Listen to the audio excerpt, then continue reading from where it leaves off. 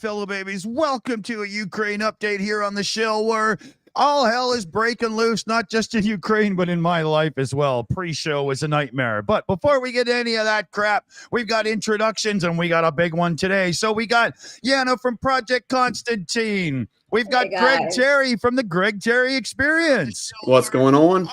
We've got Rick the Ukrainian. Life as well. Oh, I'm echoing to myself. Bad. I hope that's not on the show. We got Commander McMillan. We got Dunk from the Shills here, and we've got the leader of the Ivy League themselves, the one who brings education to the masses. We've got Professor Gerdes on the show. Welcome. How you doing? I'm doing just fine, thanks. It's great to have you over finally. I hope we have a great chat and a few laughs as well. But we've got a lot of news going on. We got a lot of things to cover and talk about. And yes, Operator Starsky will be here in a little bit, but he's running a tad late. So, we'll just hope that he can speed himself up and get here as soon as he can. But he is coming for sure. Greg, since you were right in the middle of it, do you want to take us through, this, that, and the other thing and how it really is over there? It's very, very bad. I'm under air alarm right now. I'm in the southern area. Tomorrow I'll be delivering aid to Robitny, and that's below Orikhiv. That's one of the hottest battles there is. We've got a group down there that is out of medical supplies completely. Tourniquets, tactical medicine. So we'll be rolling that way. We've been in the Far East. We were in Kharkiv when the massive missile strike happened. Kharkiv has now restored power back to 35% of the city. And transit's still out. Stoplights are still out. Water is not restored. Telecommunications are limited. The city got rocked. I was there also 2 days prior to that when the missile hit. I went live, and many of you here in the Shills would have seen that. And then Dr. Gerdes and Jana were reporting on it as well.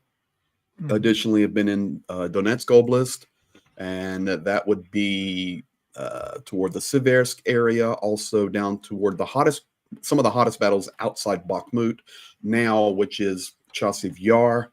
And I can just tell you that Chasiv Yar, Ivanivsky, then you push down to outside of Avdiivka, where we've lost of course, Avdiivka a few weeks ago, and now some other villages that are, as Russia is pushing in, it's hell. And I'm quoting that directly from our wonderful friend who was in it.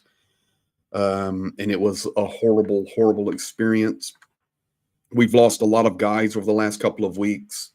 And one thing that we do is we share the truth, because the truth always wins. And yeah, all we can do is keep working and fighting, and because the heroes are there fighting. They need our love, they need our support, they need our care, they need everything that we can possibly provide. And then we hope, as we do what's right, government's kicking the gear appropriately. So we'll see, but that's basically the update. I can tell you as well. I'm in the city of Zaporizhia tonight, and it's okay to tell you that. That city's so big you can't find me, I promise you.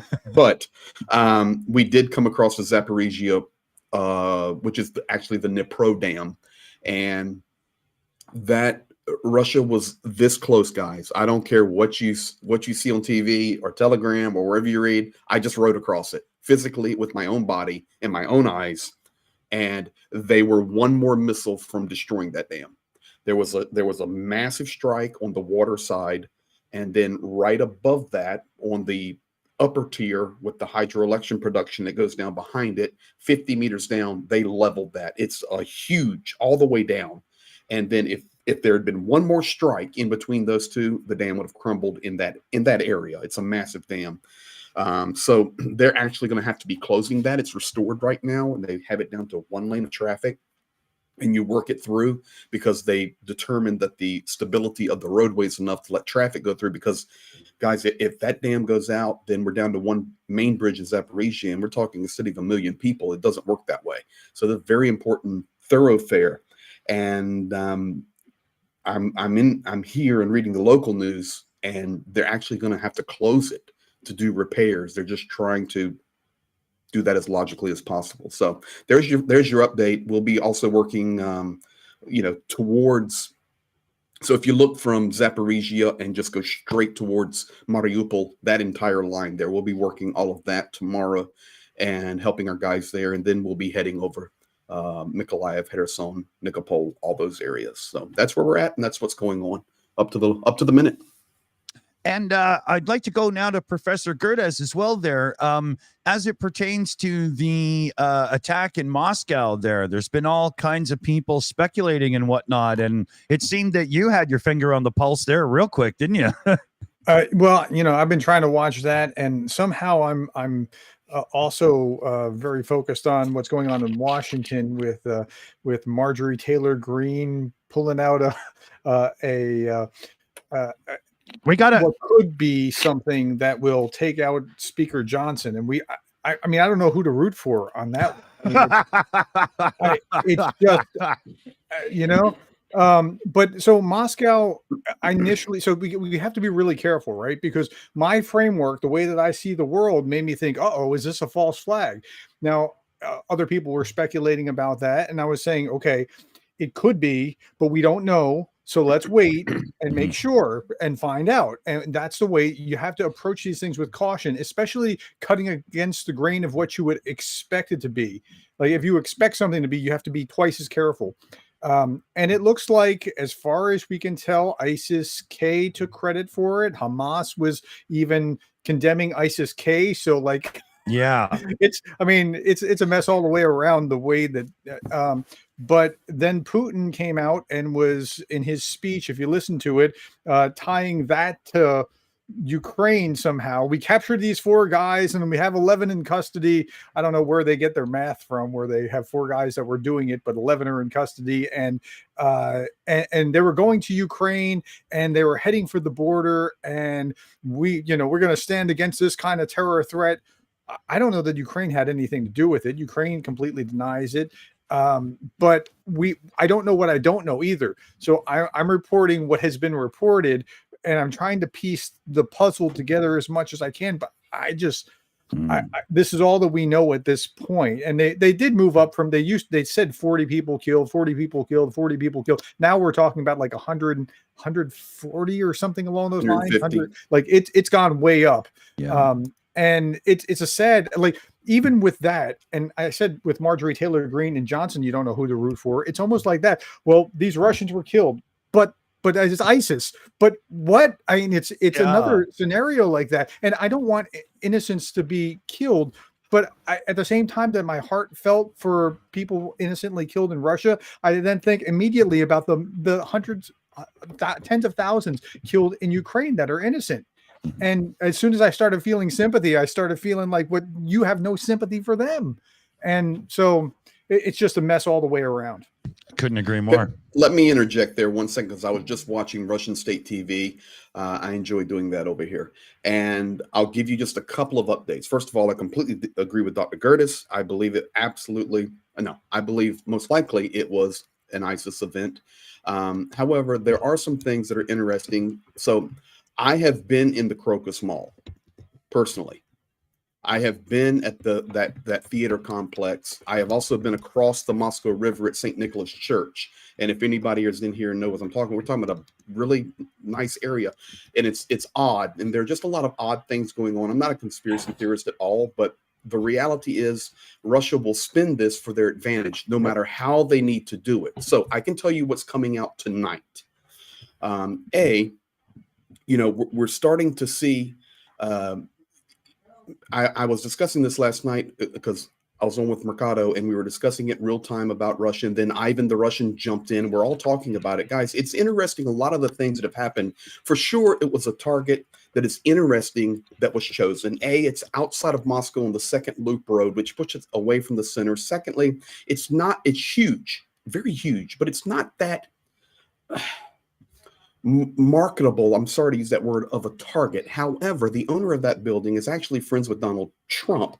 And in 2013, Donald Trump hosted the Miss Universe pageant at the Crocus. Look it up. So it's just a lot of interesting little goofy things there. Additionally, today on Russian State TV, they're reporting that they found an AK-74U. They just reported this on their state TV, an AK-74U with markings on it that says Freedom Russia Battalion. Okay. Now this will be all the games they spin and all the games they play.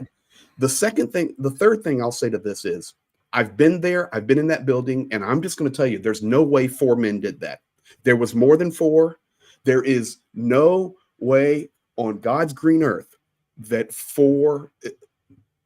It's just not possible. We covered this briefly on the 42 show, our news, a little fun news show yesterday there, Greg, and they showed some video of the inside of the place and so on, and it's gargantuan in there. Dude, 4 dudes that don't make no sense. I'm totally with you. No. And listen, and that's as far as I'll take it. I'm just telling you guys tonight what is just now on Russian state TV and the news coming across, and that's what we do. And like Dr. Gerdes says, we wait, we analyze it, we look at it. 2 things we know for sure. Russia will spend this to their advantage. They will use it right now. Think about this, guys. And it's right, because I agree with Dr. Gerdes. The loss of human life is stupid and it's unacceptable.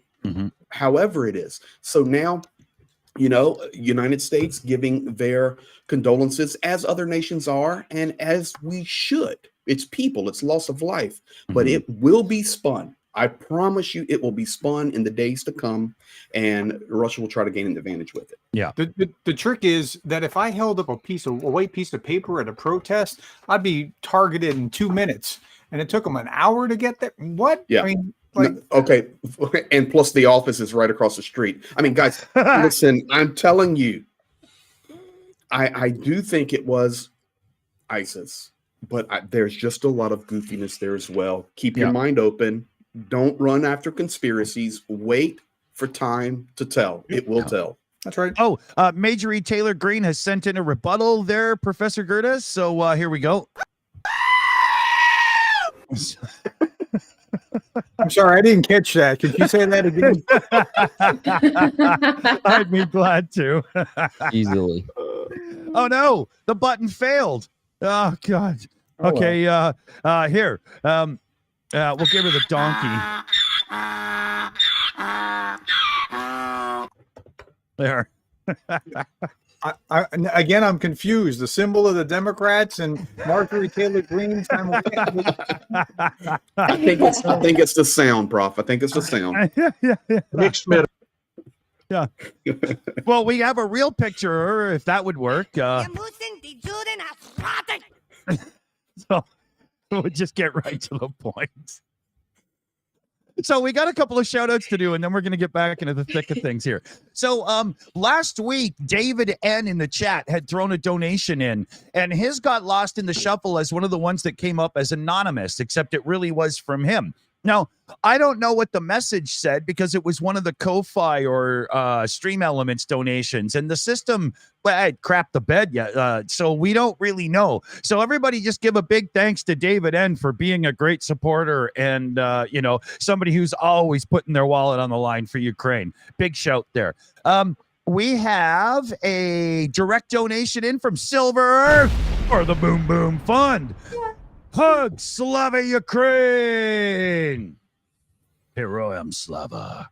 And we've got a super chat list to go through here. Remember, people, Pete, Project Constantine, Jana's partner there, he's right in the thick of what's going on right now. So donations are going direct over to them to make sure they got supplies and everything to do what they need to do.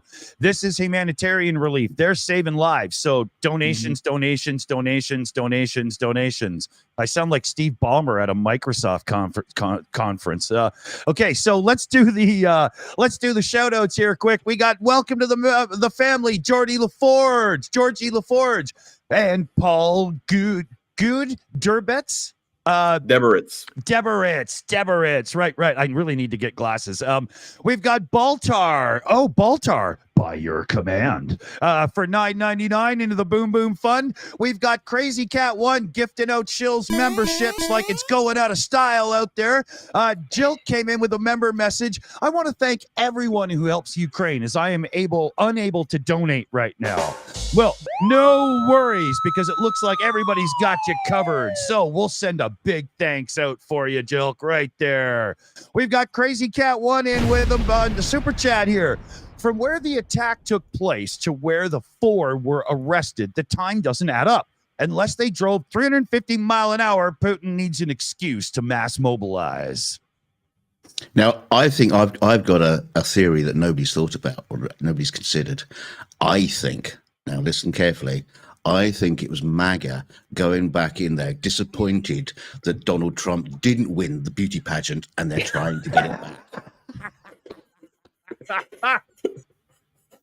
Yeah, when you spend 250,000 a year on spray tan, you think you'd win, right? You know, So much winning.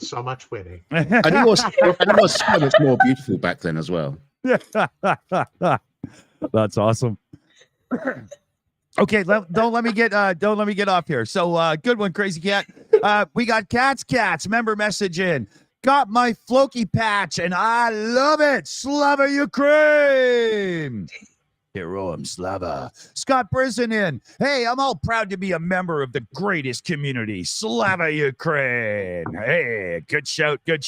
Tyler Dowdy comes in with a $10 shout there. We got, I bet they brought the terrorists in to fight in Ukraine, and it backfired on them. That's a good shout. Niles G comes in with a member message. Slava Ukraine. You know, Pete, I need the button. Heroem Slava. You know, I need that. I need to get that clip from you.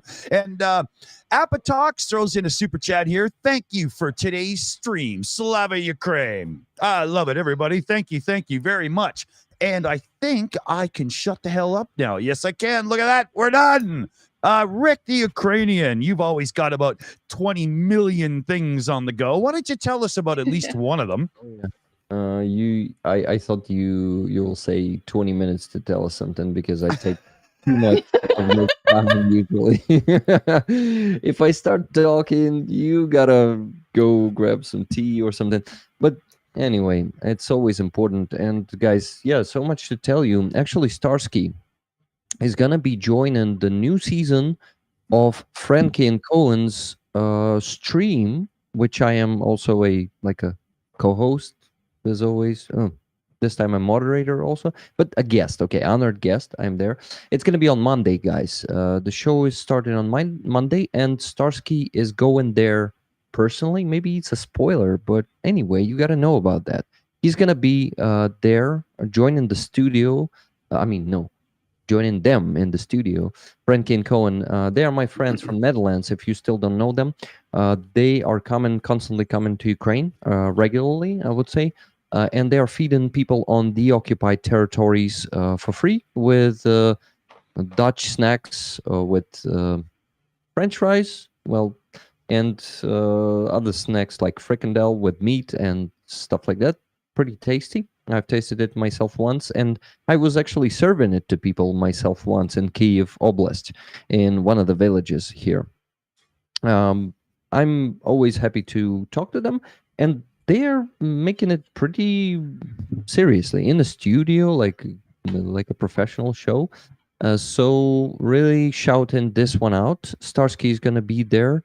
I connected them, and he's gonna be coming to the studio in Netherlands on Monday.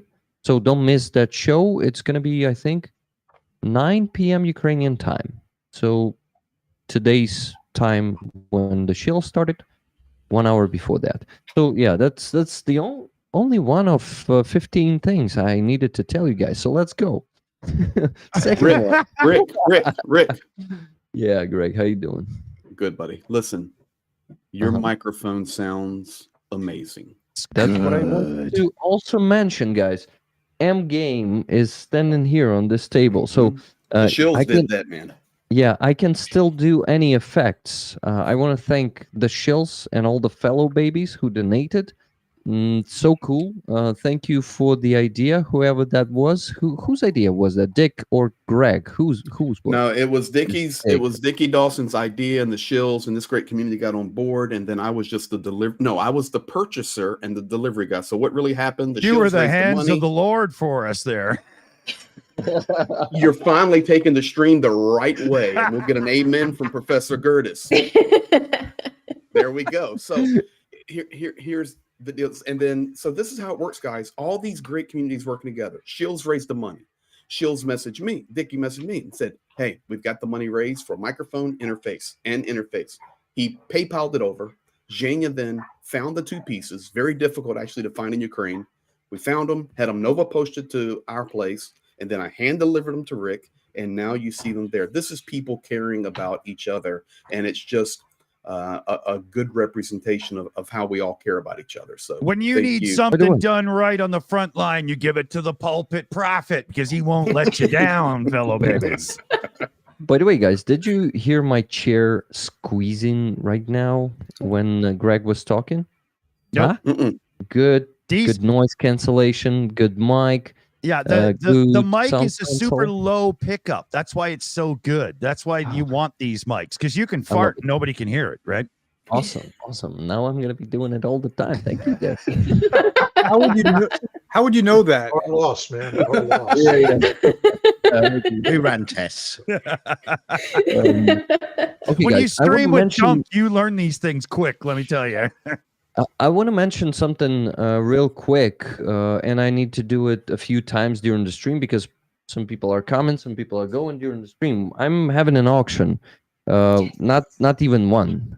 It's now on the platform My Mini Auction, and the link I've sent it to Dick, and I forgot to ask him beforehand to add it to the description of the stream, but he will kindly do it now.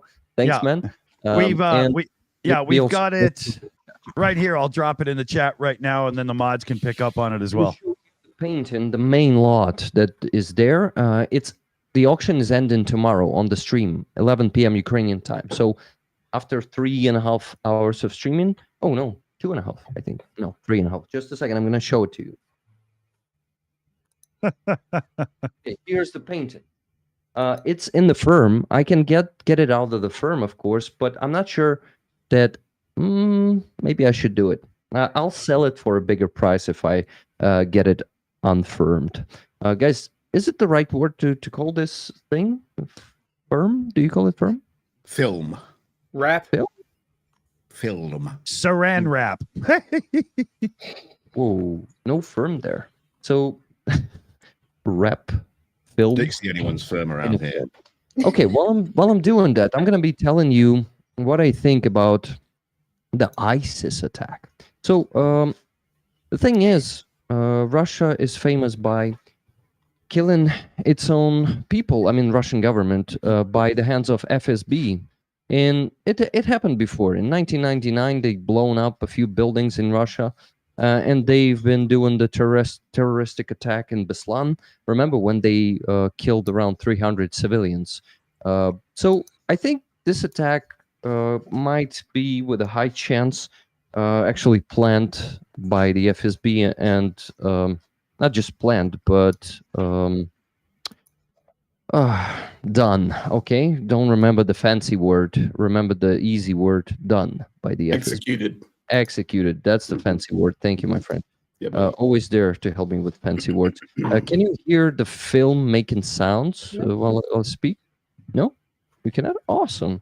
Yeah, you guys, you see, it's gonna be a testing stream where I'm gonna be doing things. I'm not gonna bore you too much with it, but Get the guitar. Well, what I wanted to say is that you got to go and check this painting. Check the highest bid for this painting. It's $250 for now.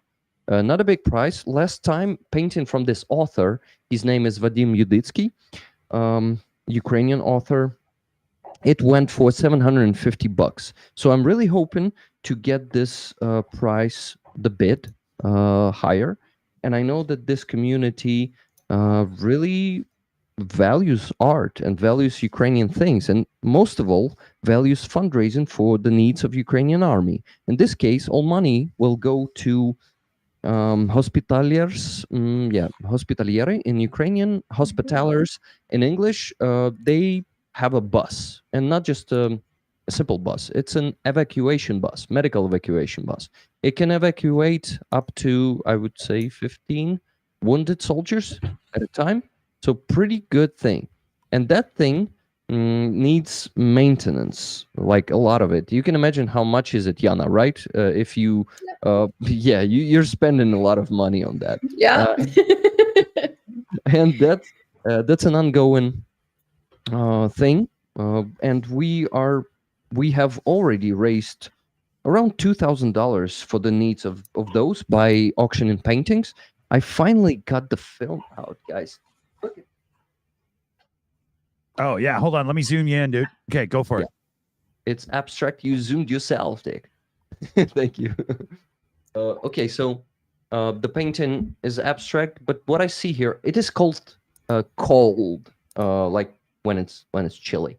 So what do I see here? I see a brick wall, but also probably some kind of a window. But for me, this painting is when you look up and you see the sky through the cell, and it's usually called in Russian captivity because the topic of this exhibition is Russian captivity, and I think this painting might be telling us the story about Ukrainian prisoners of war being in Russian captivity. And I see the sky here, but guys, I really hope you can see more than me because I'm not good in art. I'm gonna place it here behind me, and we're gonna see it during the stream and visualize it in your apartment probably, and place some bits. So please do it. I'm gonna be like rudely interrupting Dick later. Hey, we have a new bid, Dick.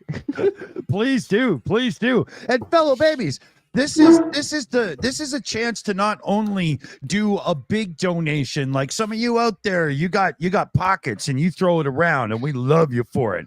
Well, this is a chance to do that and have something seriously tangible and memorable to have for the rest of your existence for doing it. So let's see some some bids that are up there, right? Let's get some of the high rollers in, fellow babies, and let's make this rock.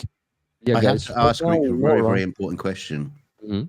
Are you holding it the We've right got way a up? couple of shout outs that I get to do, and oh man. So Linda H comes in with a $35 direct into the Boom Boom Fund there. I don't know if that's coming through or not, if you guys are hearing my little explosion. But and then we've got Miriam Moore sends in $50 direct donation to the Boom Boom Fund. And then you get one of those moments that just make you go, wow, because Adrian sends in $500 donation for Project Constantine. What? Yeah, babies. That's how the fellow babies roll around here.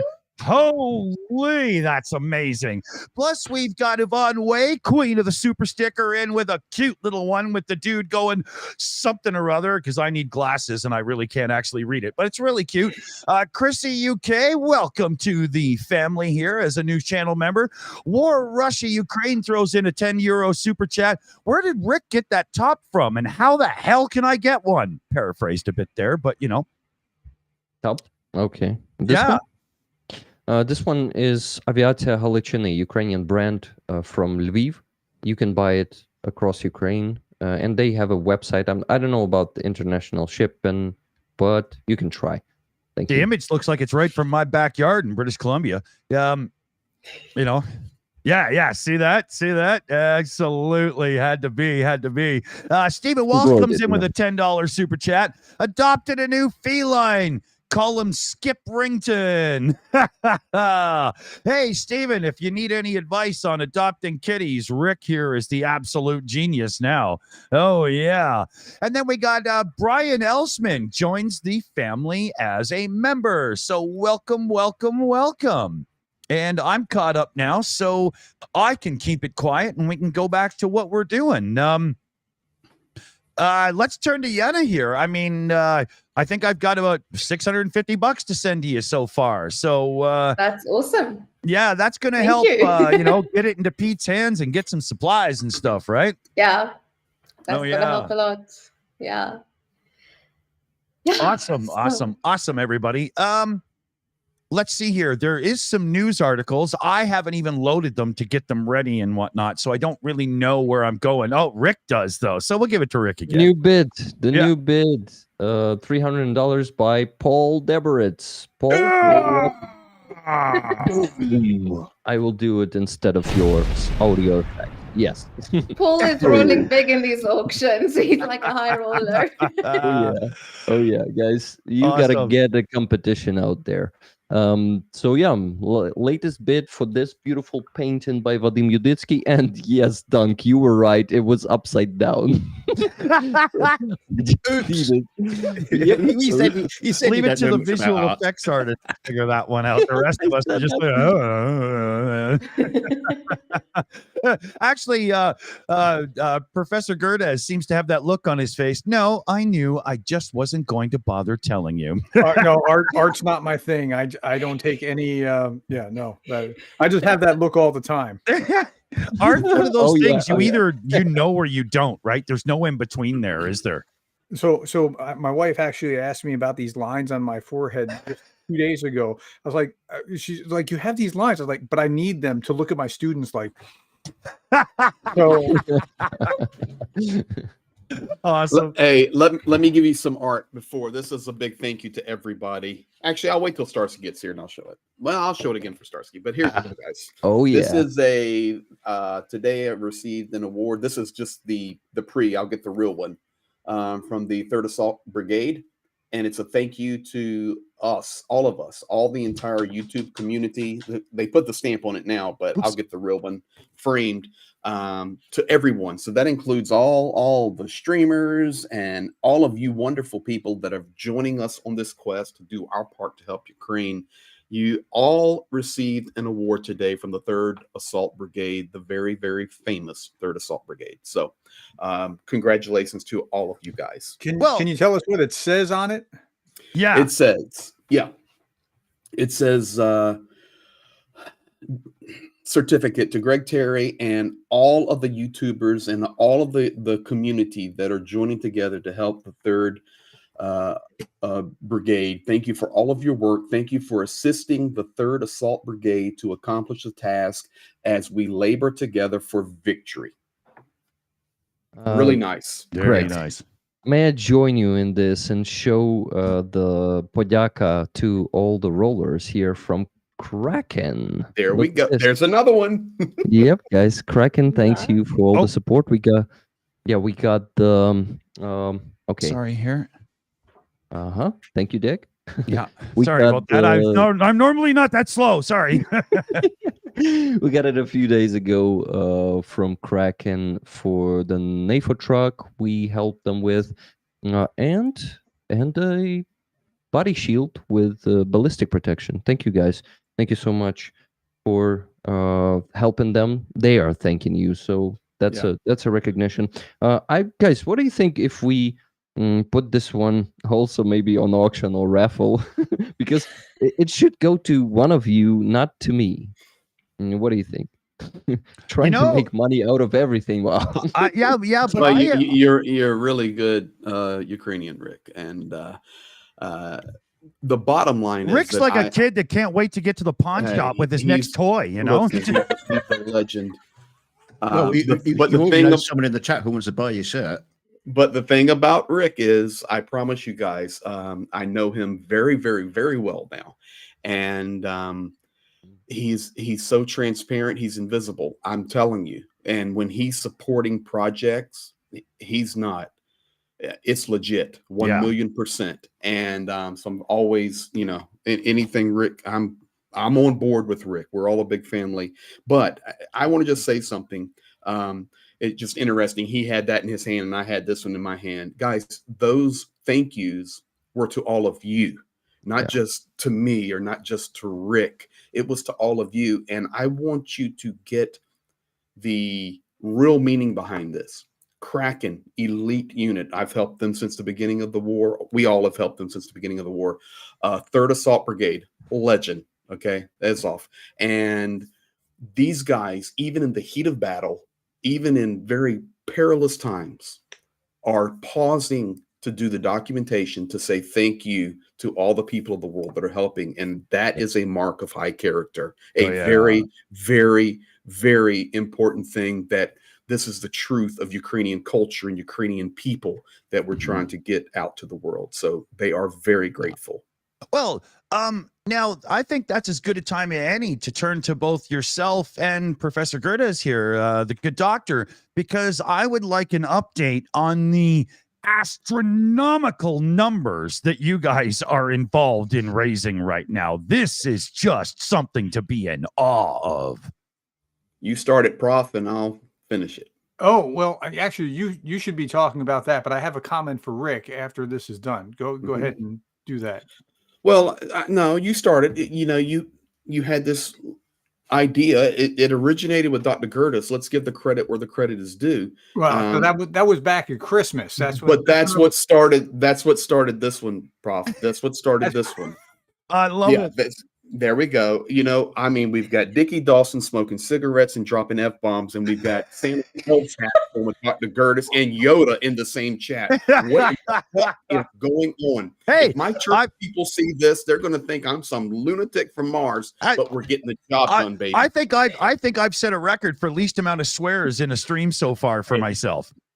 Well, you know, Dr. Gerdes and I said, Dickie, you got two of us crazy ones in here now. Keep them F-bombs down. I love Dr. Gerdes just drinking out of his glittery green mug. No, but seriously, I do want to give a big thanks to Dr. Gerdes because I would just give you guys the quote. He when it started rolling back at Christmas and we did all of this work,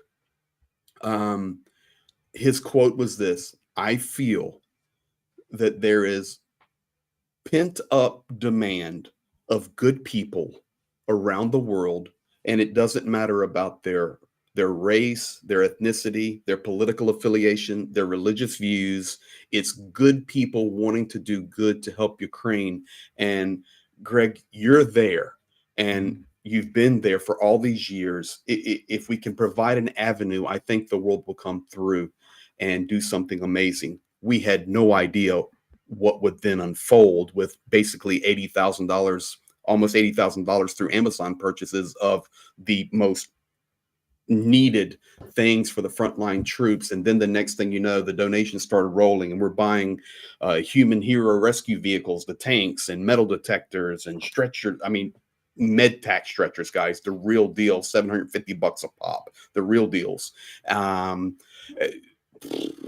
The drone project that over the next few days, we will be delivering a squadron of 20 drones to our crew that you guys all did. The next thing you know, people are going, well, we need you. Then Pete and we connect, and this Pete and I become very, very, very close. I was sitting with Pete this morning, drinking coffee and hugging him because he had a horrible couple of days doing what he does, saving people's lives, and he does it amazingly, but he was spent. And that's why, you know, he couldn't be here tonight. He's spent.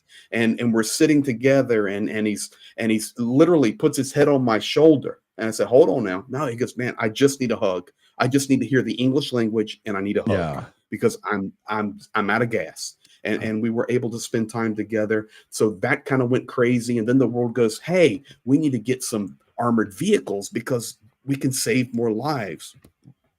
Bottom line is, we found this project for $200,000 to purchase armored vehicles for the front lines, and not just any armored vehicles, but really, really tricked out ones. And it started through Dr. Gerdes. I'm giving the credit where the credit is due, with a donor who said, I want to do something special, and kind of seeded the fund. And then we had another donor connected to our church from the state of Minnesota that said, I want to be a part of something special. We all got connected. We processed it for about 7 to 10 days. PK there at our church said, okay, you know what, guys, we can do this. Let's go for it. We released it public 12 days ago. And as of 48 hours ago, 60 hours ago, we've raised $188,000 of the $200,000 for this project. It could be over the 200 now. I don't know. I've been on the front lines with Pete, and I don't even know where I'm at or what day it is, but I'm telling you, the world is doing some amazing, amazing things. Dean, thank you. You got to let everybody know in the congregation back home there, Greg Terry, that the pearly gates are wide open waiting for them. Listen, they know it. Holy. You know what? Let me speak to that for a second, because so many people are misinformed. Let me tell you something.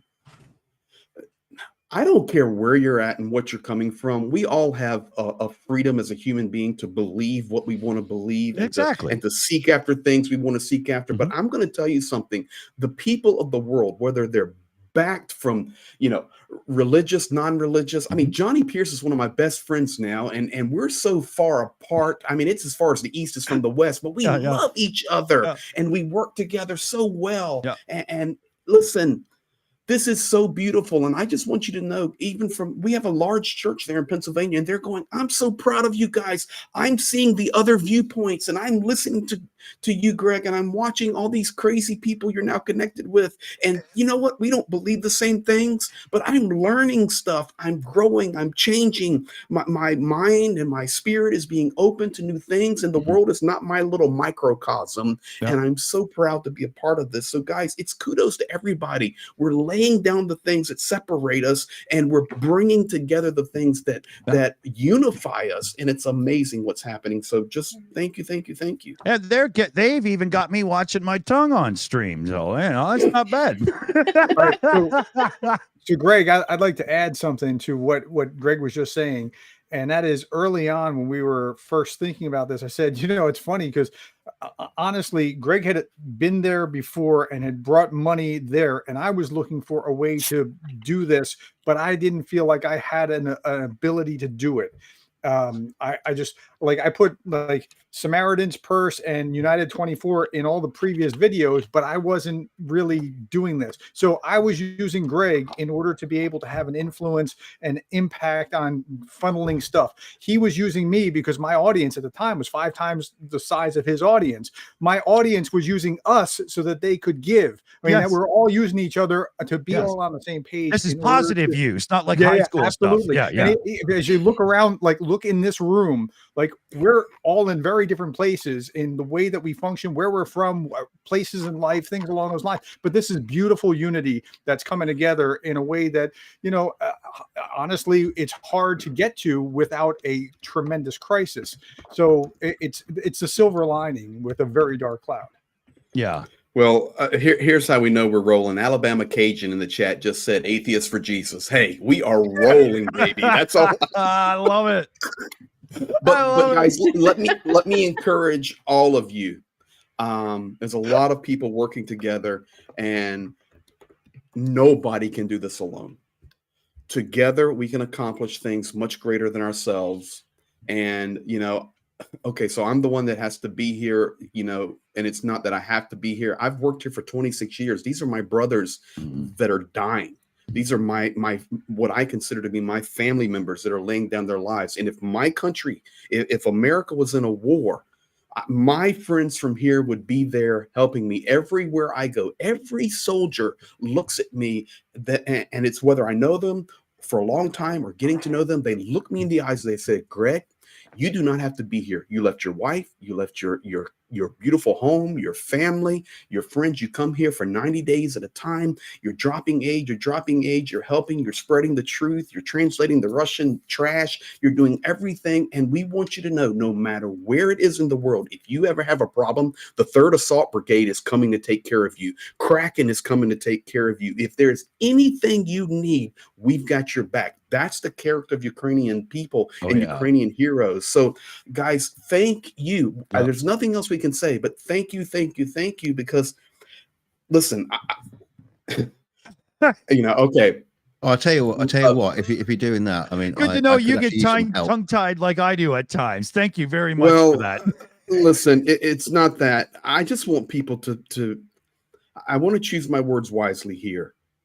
And I do not want to use the word proud. Maybe Dr. Gerdes has a better word, but I want to say this phrase, but in a more polite way. Be proud of what we all are accomplishing, because we're making a big difference.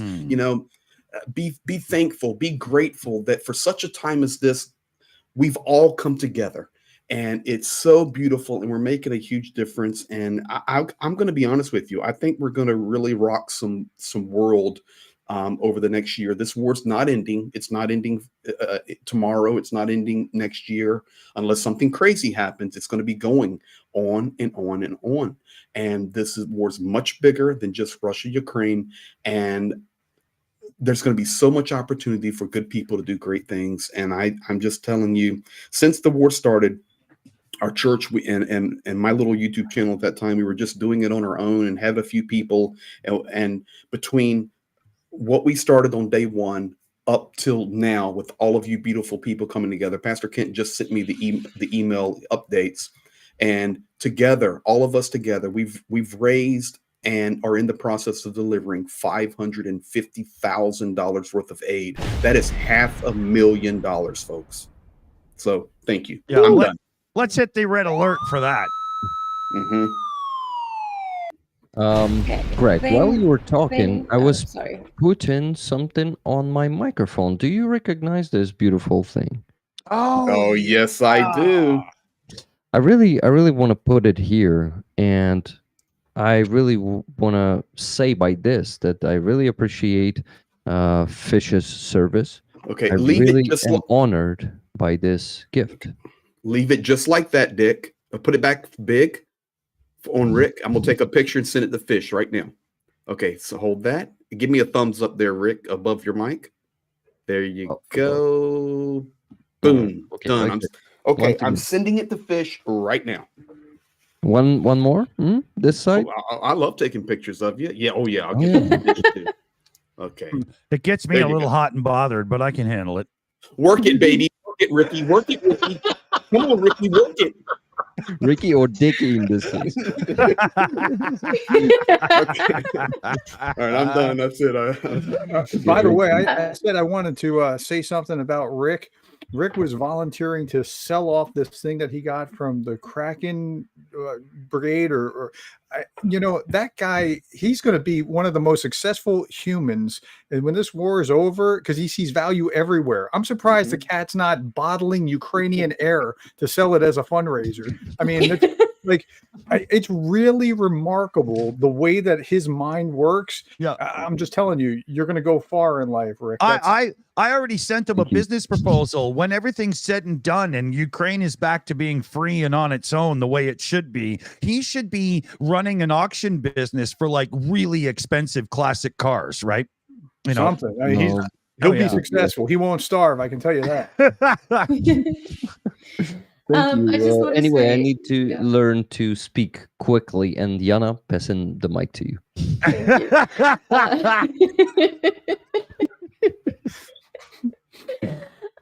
I see you guys asking in chat about Pete's pants. He has not bought them yet. He got called out. He and his unit, they got called out. Yeah. That's all I'm going to say. Greg can decide if he wants to elaborate, but he is set up on his new phone, and he did it himself earlier this evening. So we're very proud of him, and it was amazing to see him in such high resolution when he sent a selfie video earlier today to us, to our group. And so we were messing with him, telling him, oh, is that what you really looked like? But I'll give you a little color on that, Jana, just so people understand, because people were giving so much money for him to buy some clothes on that live stream we did, and that was our full intention. We were also going to go to the shooting range there. You know, there's shooting ranges everywhere right behind the front lines where soldiers have to keep practicing to the best of their ability with the amount of ammo they have, and we were going to blow a hole through his old phone. And Pete's commander, we were embedded with Pete and his unit right there. And the commander said, Pete, you're off tomorrow. Nothing's going to happen. You spend the day with Greg and Jana. You go relax and go buy some new clothes, go to the polygon, do all of this stuff. And guys, there was an emergency on the very zero line, and we had a lot of wounded and a lot of killed. And at something before 6 a.m., I heard Pete jump up, and it was a whirlwind. I have a video in that I'm going to release later. I wait on some of this stuff, but showing where Pete was sleeping, where I was sleeping, where Jana was sleeping, and he literally had to jump up and in 5 minutes be fully outfit for war and run out the door. And he went, I'll just use his phrase here, for the next 36 hours, he went to hell and he came back from it. And he saved guys' lives. He rescued the wounded. And it was the hardest, and I'm allowed to say this, I was just with him today. It was the hardest 36 hours of war he's experienced in 2 years. Wow. Not even close. And he did amazing work. And I just, I had decided to stay there at Pete's place until he got back to me, or we were gonna do our best to go get him, because I was able to communicate a little bit with him, but it was extremely difficult, guys. And I will tell you this, he feels your love. He feels your support. He came back exhausted. He hadn't slept for all those hours rescuing. And I'm just going to be straight with you guys. When he got to me, there's blood all over him. Oh, man. Okay. You And want the truth? He You want must the have truth? been, like, I know he comes across as just strong as steel, but he's also a huge teddy bear, and that must have serious effects. No wonder he needs recharge time, right? It's No why wonder. it's why he's not here tonight. That mind has to be reset. I can tell you right now, Pete is sitting in front of a fire with his feet up, breathing in some oxygen, and it's really good. But he came back to me and Jana, and he came through the door and tears in his eyes and blood all over him. You want the truth? I give it to you. Blood all over him. And he come up to me with tears in his eyes and he goes, all I need is a hug. I just need a hug. And gave him a hug. We had some coffee. We sat there, and he's about to fall out from exhaustion. We get him in the bed. And that's it, guys. Yeah. That's the reality of this war. But I'm going to tell you, he looked down at the box where, if you guys missed that live stream, go back a couple days, you'll see it's Pete there. And we're giving him all this stuff that you guys from all over the world have worked together to raise. And he came in to the little kitchen there, and he looked down at that box, and he saw all the love and the money sitting there that you guys donated, because you were not able to go to the money store. you kept having to add to, and you're like, oh, I'm broke now. Yeah, but it's all there. And he looks down at it and he bawls and he says, you don't know what it means. You don't know what it, in that South African, you don't know what it means for me to look in that box and feel the love and Can feel I point the out, hope. there has been a channel that has enforced their opinions on others recently, and they've gone at Pete over his I'm ashamed to be a Westerner. He's from South Africa, you stupid fucks. He wasn't even threatening your America thing. So, up your ass it goes. Sorry, continue. No, it's just, I just want people to know, Dr. Gerdes and I look at it this way, and I know the rest of us do as well, but we spend a lot of time communicating every day. And we just believe in sowing in good soil, or giving to the right things. And I'm telling you, Project Constantine and Pete and the team, it's the real deal. And saving lives, guys, saving lives. So And thank that's why, you. And and that's why we're fundraising huge for them right now, right, Greg? It's more and more and more, because even with the story that Greg is telling you right now, I don't think you understand what Pete really goes through and what it takes to do this. It is shockingly horrific. Yeah. is my mother in here? Yeah, man. she is. Yeah. She is. Yeah. I told her, welcome to the show, and I'll try to be as clean as I can for you, honey. Yeah, no swearing, Greg. Did my mother say that's my son or something? Because I'm not watching the chat. I'm watching our back feed. Yeah, but No, I think people just saw the surname, and some people. Mom, Yeah. whatever you do, I'm sorry. Dickie Dawson will not corrupt me. And yes, that is Yoda on the screen. I don't understand what's going on, but we're making a huge difference. Oh, I'm a little rough around the edges, but you know, where it counts, I'm all heart. It's okay. Hopefully, a lot of you is rubbing Too off on funny, Dick, Greg. too funny. Hopefully. Yeah. So Anyway, worries. guys, that's the real story there. I mean, that's the last 48 hours with yeah. Pete. Now, let me in the background here, let me get the PayPal totals up so we can let you know how the Project Constantine fundraising is going so far. If you haven't jumped on the bandwagon and you're feeling like you need a few extra mouse clicks to make your life feel real good, then get on into our Boom Boom Fund and chuck some cash in for Project Constantine, because every little bit really helps to make sure Jana and Pete and the team can actually save lives. This matters. This matters a lot. Professor Gerdes, you're always on the forefront of the news that's current and whatnot. What do you foresee in the next 30 days as sort of what will be the big stories coming at us right now?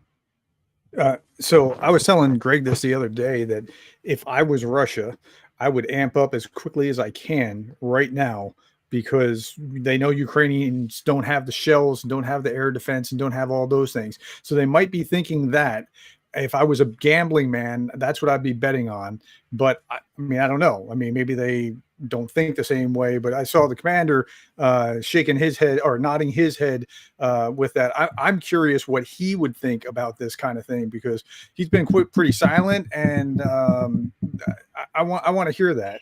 Yeah. Well, I think they're already in the midst of a major offensive effort. It came out of nowhere, caught people by surprise to an extent. It's confused and uncoordinated, but it's a major effort.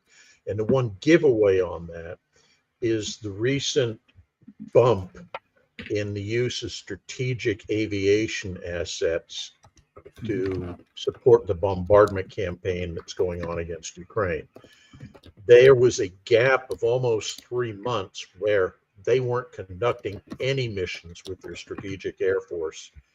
And starting in the past week, there's been a significant surge in the numbers of aircraft, the strategic level assets.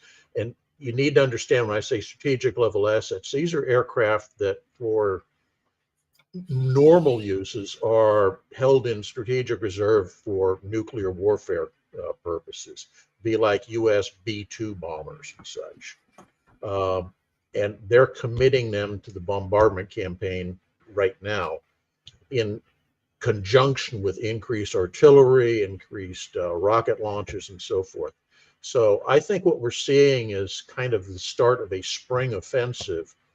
And I think it's rushed because they've noticed all the pledges of aid from Western countries, and the US even talking about pushing through some of the aid packages, and they want to make progress while they can before that aid starts arriving in concrete form at the front. So I think that's what we're likely to be seeing over the next 30 days is that ramping up as they get it going. That answer your question? Yeah. Yeah, I could very much see that coming to the case as well. I'm just clicking a couple of being here. Commander McMillan is spot on. Today I was talking with a commander in the 3rd Assault. We were talking with a commander that's up towards Kupiansk. We were talking with the commander that is down towards Robotny. So we've covered 3 main areas there, and they all said the same thing. They're coming.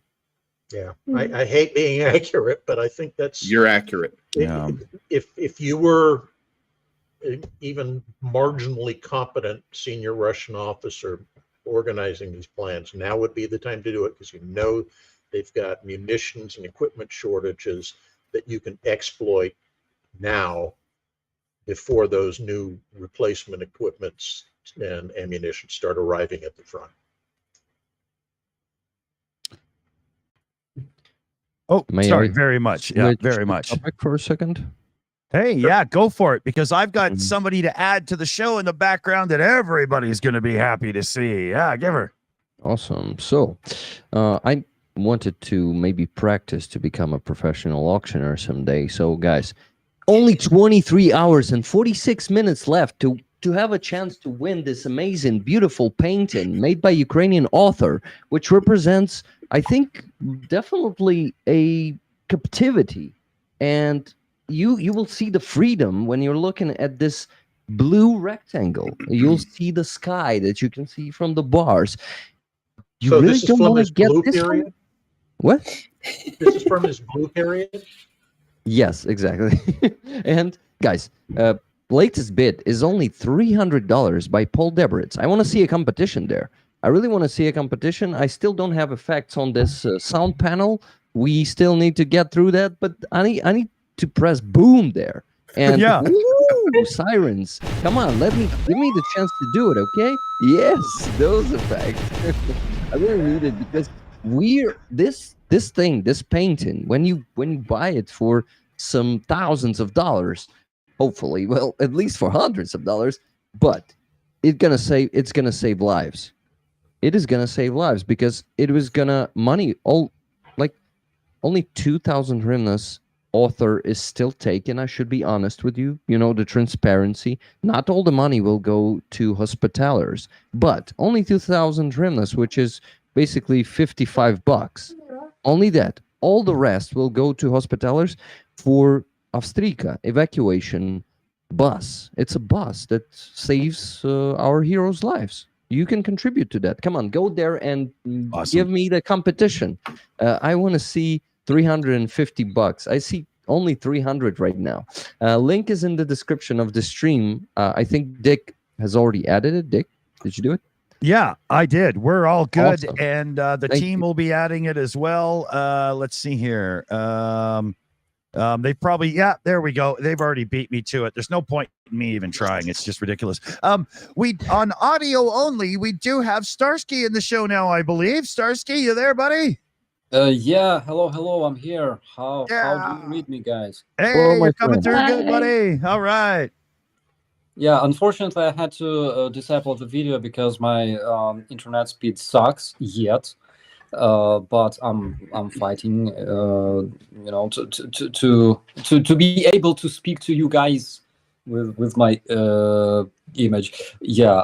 Also, I'm really sorry for coughing here and there unintentionally, because I still have flu. It got worse today. Yesterday I was already like almost recovered, but today it sucks worse than yesterday. Yeah, but Ah. anyways, guys, what were we talking about? Man, you gotta talk about the massive rocket attack which Russian committed, because I think this topic has been really under the news, and it hasn't been any reaction from the world leaders to it. It's like dead silence. They're talking about Moscow and how poor innocent Russians are dying there, but what about innocent Ukrainians that are dying from Russian rocket strikes? Please tell us more about that. Well, yeah, bro. Literally, when I saw that Crocus City Hall on fire, first thought was, you know, the Kremenchuk Mall on fire that was hit with the Russian missile last year. And basically, for those who don't know, yesterday and the day before yesterday, Ukraine suffered 2 missile strikes, also involving drones. So the day before yesterday, in the night, there was a strike. I would call it rather a reconnaissance strike, because they used approximately 20 missiles, several drones, and 2 hypersonic missiles. They were all intercepted, and apparently this is why this attack was conducted, in order to check the locations of the Ukrainian anti-air measures. Because the attack that happened yesterday was much more intensive. They used approximately 90 missiles, 60 drones. We know that unfortunately not all of those missiles were intercepted. Almost more than 50 of them were they reached their targets in Ukraine, unfortunately. So mainly the objects of the Ukrainian infrastructure and energy grid were targeted. 100% of targets were civilian targets. Russians hit the Zaporizhian Dnipro hydropower dam, hydropower plant, with 8 missiles. 2 of them hit the dam. And the same terrorists who tried to say that no, we were not the ones who destroyed Kakhovka Dam. Currently, they're bragging about completely destroying the Zaporizhian Dam, which is not true, actually, because it's still functioning, and there are ongoing repair works. So about the situation with energy, will there be blackouts? Currently, authorities are saying that there will be no regional blackouts like it was in the winter 2022 and 2023, because everything will be repaired. It's based on the scale of the damage, but there will, civilians will have to spend some time without electricity, because there will be 3 stages of the repair. First stage, they will connect the critical infrastructure to the grid, things like water facilities, hospitals, and second stage will be connecting civilians. Third stage, it will be connecting industry and enterprises. And basically, it was somebody says that it was a payback for the Ukrainian strikes on the Russian oil refineries, which was basically a payback for all the Russian terrorist strikes in Ukraine. Because before the recent strikes on the Russian refineries in Samara, Samarskaya Oblast in Russia, there were also strikes in Sumy, in Kharkiv. Plenty of people died due to the Russian missiles and drones and shells.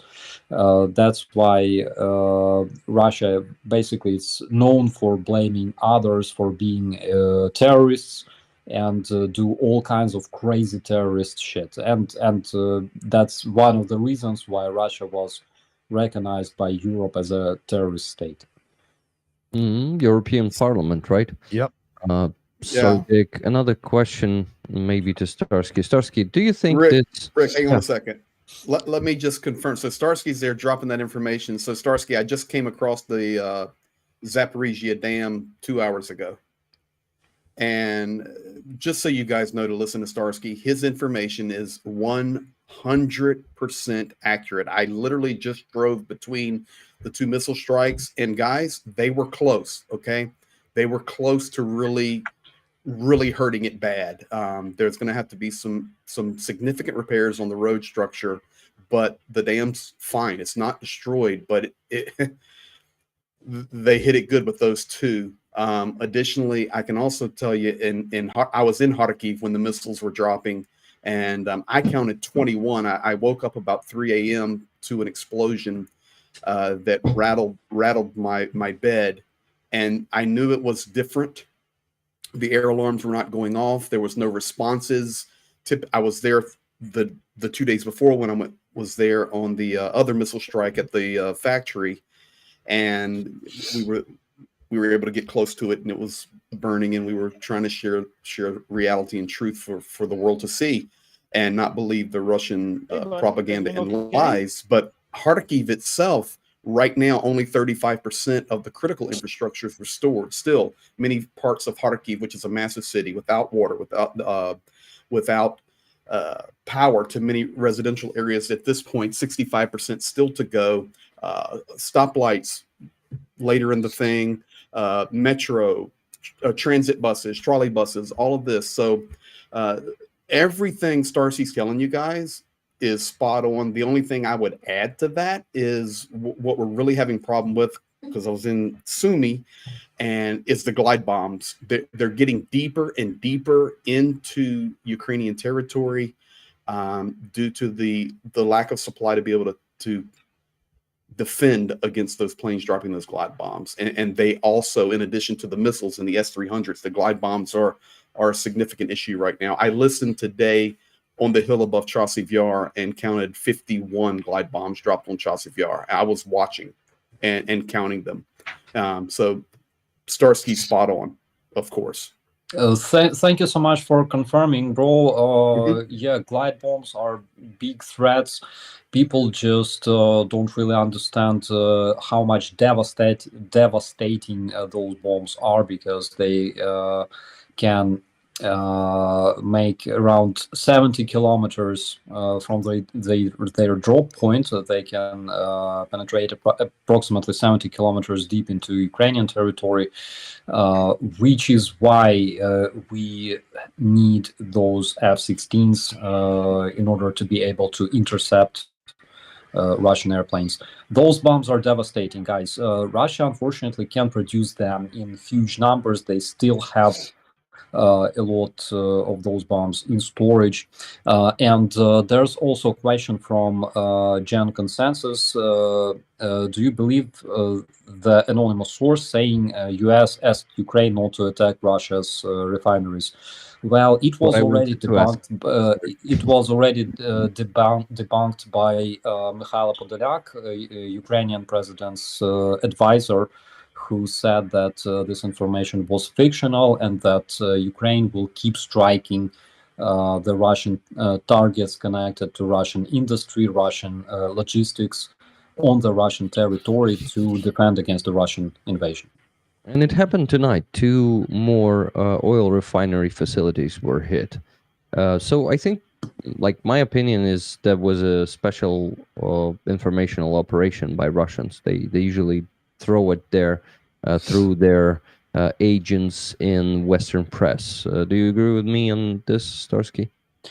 So I believe it was big Russian fail, because they were warned about the terrorist act, the preparing terrorist act, basically on the beginning of month. And what was their reaction? The reaction was on 19th of March, just 3 days before this terrorist attack, Putin made a statement that all those warnings about possible terrorist acts in Russia are basically Western blackmail, and there's nothing more but an attempt to destabilize Russian society. That was official statement, and 3 days after that, they had the terrorist attack. Actually, I just published a video on my channel with a detailed breakdown of the situation, why it happened, and what was the purpose of that. It's not like false flag, but it's something that Russians are trying to turn into a false flag, because currently they're blaming Ukraine for connections with ISIS. Douglas McGregor says that ISIS is basically a Ukrainian battalion fighting for Ukraine.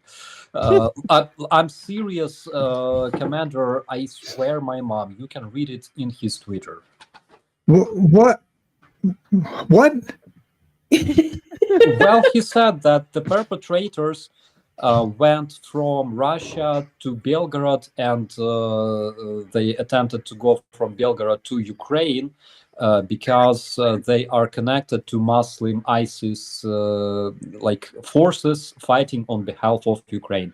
The problem is Douglas McGregor doesn't really know the geography, and he doesn't really know that Belgorod and Bryansk, where they were arrested, actually, they're different Russian oblasts. They don't even border each other.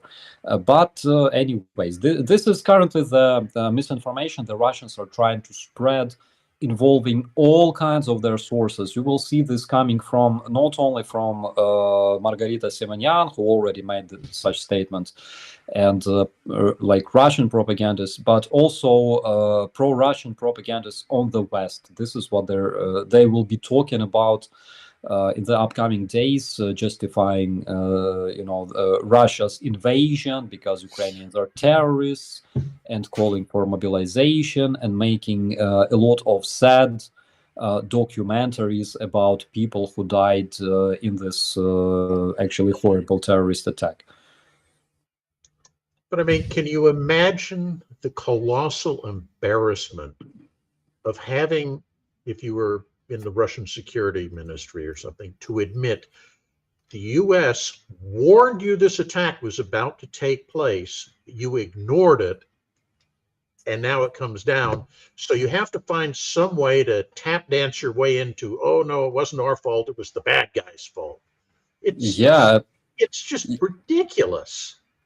Yeah, absolutely. So currently they're trying, in Ukraine we have this saying, натянуть сову на глобус, basically take an owl and wear globus in the owl. Well, it's hard to explain, but currently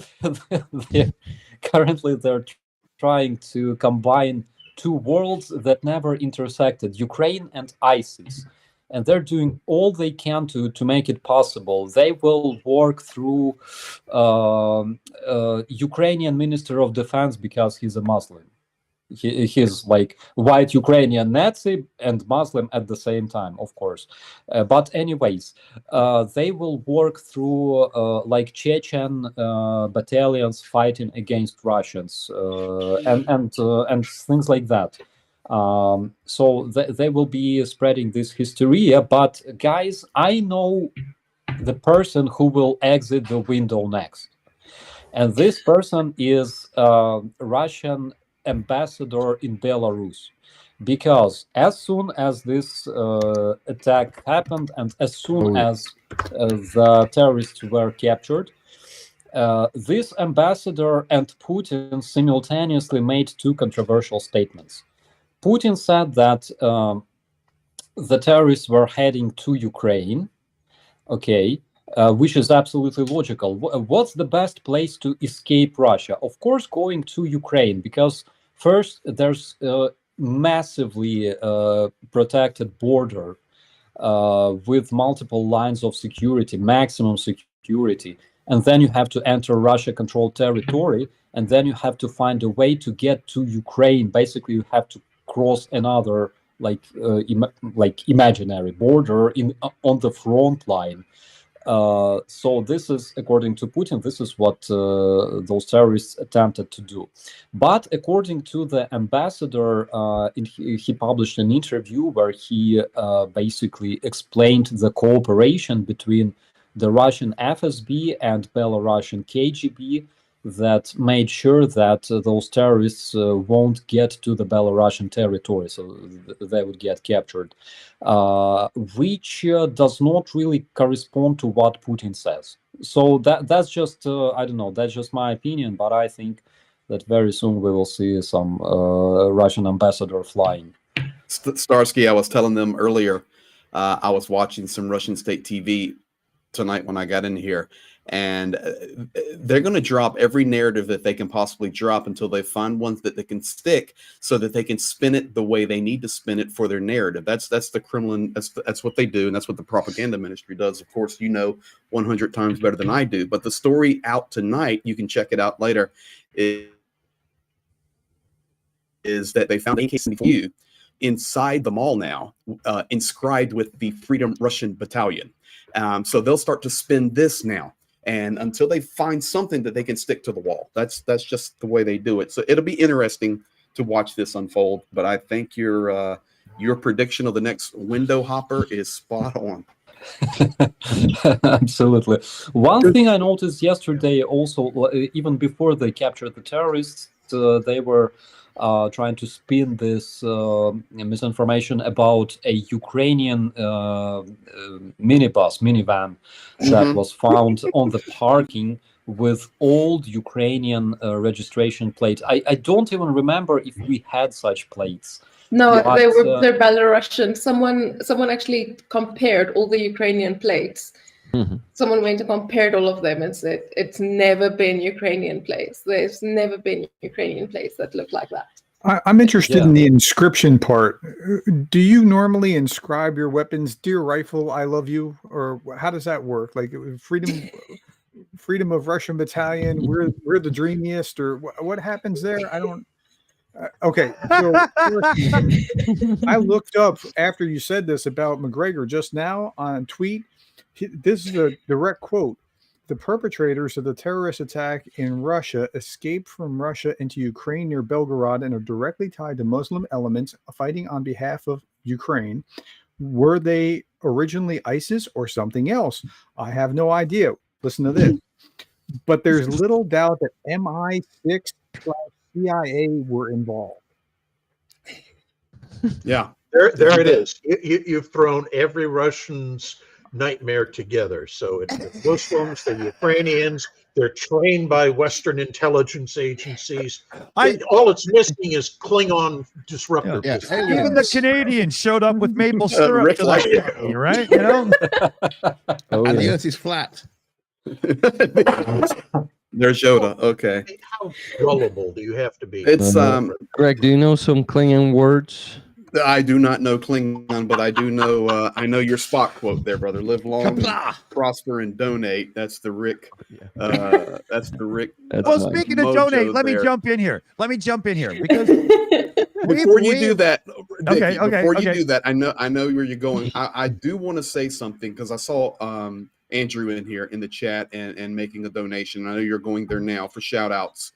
Andrew did a phenomenal job last night. I was on with Andrew, and he did a phenomenal job covering that because he was watching the story, and I do appreciate it. And then the news started to shift and to change, and he was adjusting. And I saw people in there attacking him right now. You guys just need to quit it because he really did tell the truth, and he was working it perfectly. And then even Ivan the Russian jumped in, and we were all talking about what was going on. And he did a really good and fair job of covering that breaking news. So, I'm seeing some of the stuff in the chat. It's wrong. It's wrong. Guys, to say something about the auction, competition heated up a bit. Laura bid $350. She was bidding 250 before Paul bid 300. Now it's 350 by Laura. Laura, thank you very much. Paul, it's your move. And I see Paul also bids on blood type Azov or A30B. That was a good play of words, made by Leathercat. We have two more paintings there, guys. Second one is blood type Azov, which is a nice pun. And there's a bottle mosquito there on that painting. So that one is really clever. And Cry for Freedom. Also check those two out. Some new bids on those paintings. Yes. Paul Debrett's bid $165 on blood type Azov, and $170 right now is the current bid on Cry for Freedom by NCC. Great job, guys. Great job. We can move on. Well, This before we painting- move on, big news. Sorry, Wait, Mercado let me- knows he's got the link saved and he's joining the panel shortly, fellow babies. Oh yeah. Yeah, talking of auctions, yesterday on the 42 show, we ran a So story. we've got some big shout outs to do. Can I Andrew has come in with another big one here. So let me get through the list here. We got YOLO Schwaggins in for a $33 direct donation. And we've got DTR 2300 in the chat there with a $70 donation.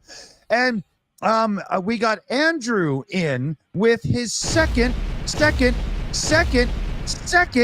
$500 donation. So everyone hashtag Andrew in the live chat right now. right now. Right now. Stephen Wall sent in 65. Gaps are closing with the high and the mighty. We only have 30 gallons left. And we've also got hi Shills and everybody, help out Project Constantine, and that's Jerry in with another 25 there.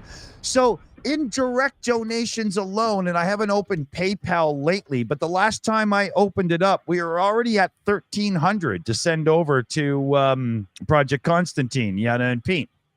Now, we've decided that here on the Shills, we're going to do another one of those things that we do in life, right? So I love the microphone I have. We have helped Rick get it. Dunk is speaking through it as well. It's the Shure MV7. Don't y'all think that Jana from Project I am trying to speak through it now that she's a regular on the channel deserves one as well? So let's get a $350 chunk in, hashtag Jana's mic, and let's get that mic purchased today.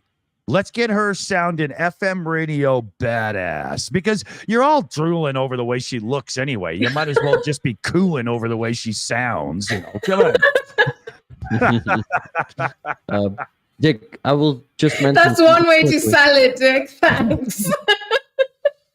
That's an awesome idea. But yeah, we definitely got to get you a mic, Jana. And thank you guys for this one. Just awesome. Just to mention something real quick, Elizabeth there in the chat were asking a few times, asking me if I have only PayPal to send donations. No, there's also Buy Me a Coffee. I've sent it to Dick. He's gonna add it to the stream description. Yes. Thank you.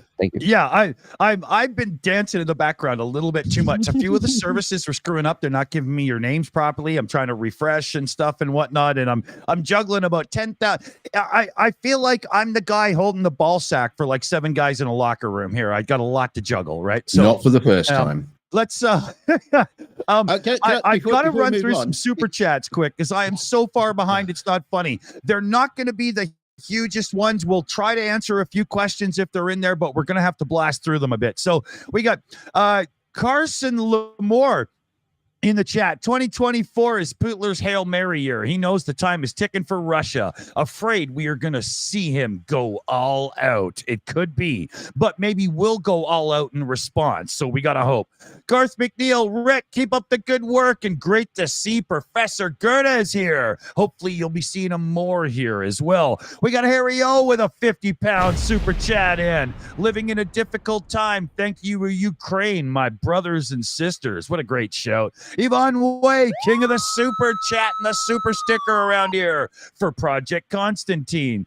Stephen Walsh, who super chats like nobody's business around here. God works in mysterious ways. I should have sung that like U2. God works in mysterious ways. You know, something like that, right?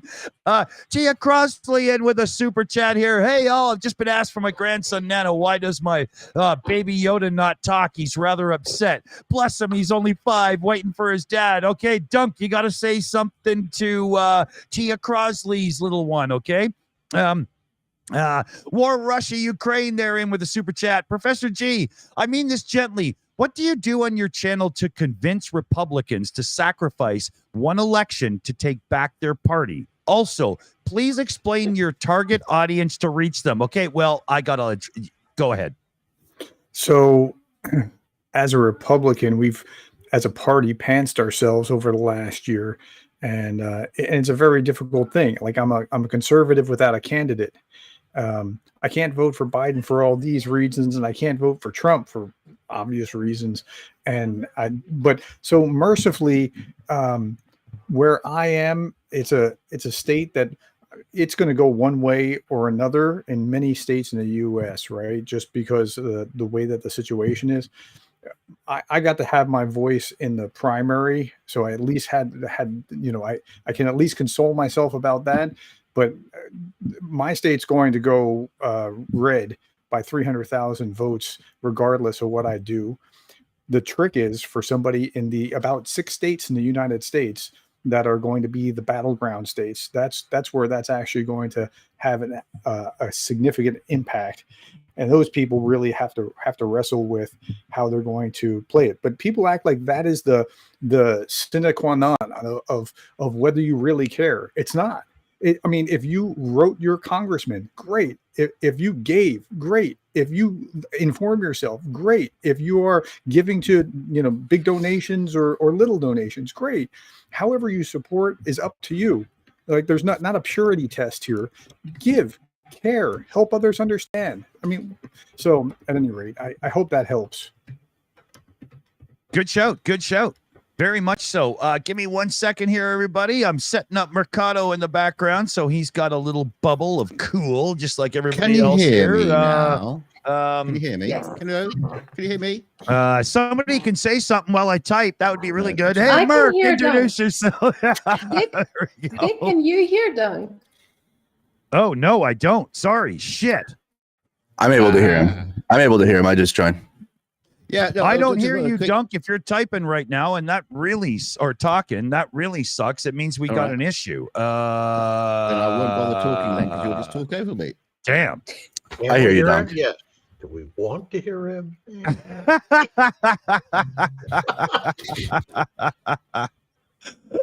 Okay. Here. Let me get the show set up here because I've got to switch to Dickie Dawson, while you're doing that, I'll and you're getting Andrew in here. I'm talking to Pete right now, and I'm okay to share this picture. I'll put it up to the camera. You call it the Boom Boom Fun or whatever. We're doing to support Project Constantine. This is a picture from today, and you can see him there. And this would have been in between extracting the wounded. He was catching his breath. So this is one of the heroes we're supporting here all together. So thank you guys. That's Pete. Awesome. Good call there. Yeah, And buddy. yeah, we've got him in proper now. Mercado Media, the mercenary warrior of extreme measures, brother. What up, Dick? What up, the Shills? Well, thank you, everybody, for having me. I just wanted to share some good news right off the bat. We completed our latest NAFO fundraiser. So, Greg, when you got on the stream yesterday and you were like, let's get this thing done, it's done. It's Come like on, man. Are you serious? Yeah, 105%. Got done immediately. We started at 47% yesterday, and by the time the breaking news stream ended, it was already done. So, absolutely amazing work. So that's another truck and 12 thermal drones for the 47th 12? Brigade. Yeah, 12 thermal drones, because we're putting drones in the trucks now with this. It's everything stepped up. They got up armored trucks. They got drone jamming capabilities on these things now, and drones go with them. Like, we always tried to make sure at least a couple Mavics went with the trucks, but now because the FPVs are so important, we definitely put FPVs with them. So with that being said, now that we have the good news of the NAFO fundraiser complete, we now have to finish the greater fundraiser that we're doing with Professor Gerdes here, Rick the Ukrainian, Greg Terry, and there's who else is a part of it? Rick the Ukrainian, I said already. Johnny, Johnny, ATP, Warthog. I'm getting key in it if he can get over being sick. There we go. We're gonna get those armored vehicles to the front. Yeah. So now that's the full push that I'm on, since we just completed our NAFO fundraiser, until we get our next one started. But I mean, Dude, we're gonna be pushing that one harder now. I'm seriously, Andrew. I'm pumped because you pulled that graphic up last night, and we were going through Russia and then Ukraine, and then we gave that spill. Let's get it done, guys. Yeah. Man, I'm so happy everybody responded that way. That's awesome. Yeah, they responded absolutely. It was amazing. Wow. So thank you guys for having me, and I'm glad to be a part of this panel. And I just wanted to share that great news that we got another fundraiser done, and now we're on to the next one. I don't want to interrupt you, but unfortunately, I cannot hear what my bro Andrew is saying. Oh no! For some reason, I don't have. For some reason, he's muted. Well, Starsky, what he was saying is, he's not really sure about, the work you're doing, and he's really concerned that your lack of hair is affecting your judgment. And if you ever come in and talk about his video gaming again without joining and playing, then He there's has. gonna- He has before though. Oh, awesome. Yeah, he actually has. We played Red Dead What can Redemption I on stream. say? Next time I will feed him to a poltergeist. Much love, bro. That's Dick, funny. Dick, please, I beg you, do something. Yeah, Dick is streaming The Wall for now, so I'm sure he'll be back right now. That's we funny. have At least I some- can hear Duncan. At least I guess Professor Gerdes can hear me, and Greg can hear me, and Yeah, others Since can. Dick Yeah. isn't here to overtalk me, I'm just going to mention something about the fundraising. Because yesterday on the 42 show, we were highlighting a manky old toilet on the coast of the UK. Okay, sorry about that. Sold for I do want to let everybody know about 15 minutes ago there we Hey, Dick. That was funny. Dick, so Starsky can't hear Merc. oh no, are you And then- Yeah, kidding and, me? and apparently Dick cannot hear the dunk. He can't hear Doug. Poor Duncan. Yeah. So while Dick is saying that, I'm going to say anyway. There Okay. are no technical problems. None at all. None at all. So, okay, somebody tell Dunk to refresh the stream and I've join. rebooted And Starsky, the you can't join. hear somebody, so do the same thing, and we'll see if we can't sort this fucking shit. Brr! Hey, My mother's in here. I would just Oh, like to right. say, Yeah. I'd just like to say, if this was in Russia, they'd be saying right now that everything is going according to plan. Yeah. Yeah, Okay, yeah, so exactly. let me gonna find it, reiterate what read I them, said John. there. For Greg Terry's mother, darn these overcooked muffins. We've got to fix this, okay? Thank you. So we'll get those cats to rejoin and whatnot, and we'll see what's going on here. I did want to come in and say, and obviously I cut somebody right off, but whatever. I'm Yeah, not. it was Dunk. No, I do have a I, lot. I think he's used to it because he Yeah, couldn't yeah. hear him. So he was like, well, Well, I mean, in life, I don't listen to him much anyway, so it doesn't. Matter. But no, I'm just kidding. He's my partner on the shows, right? Come on, I'm just kidding. We put in about 30 minutes ago, 20 minutes ago. We said, hashtag Jana's new mic so that we could get the mic done. Yeah, that's done. We've already got the $300 some odd we need. So thank you, everybody. Shout outs coming up really soon. But yeah, so she'll be getting a brand new mic like this. It'll be awesome. So she's like a kick-ass broadcaster like the rest of the fellow babies. thank you guys. Yeah. Heck yeah. Congratulations. Congrats. Yeah. Thanks. Dickie Dawson, I may have delivered Rick's, but I'm not going to South Africa, bro. You're on your own on that one. Here, man. You're on your own on that one. Good point. Good point. Good point. We have shops. Yes, you do. Yeah. Yeah. They only have power 4 hours a day, but they have shops. Oh. I'm back, and I wanted to say All hello right. to Andrew. Happy to see you. my friend. How you doing, buddy? Can you hear me, Rick? Some Yeah, of I us can't. can. Okay. I can Okay, hear good. you. Okay, good. It is. I just want to make sure because that'd be kind of interesting to have a back and forth, and then maybe we could have a third person speak. You know what I mean? This just Everything became a in you var- wanted to say what?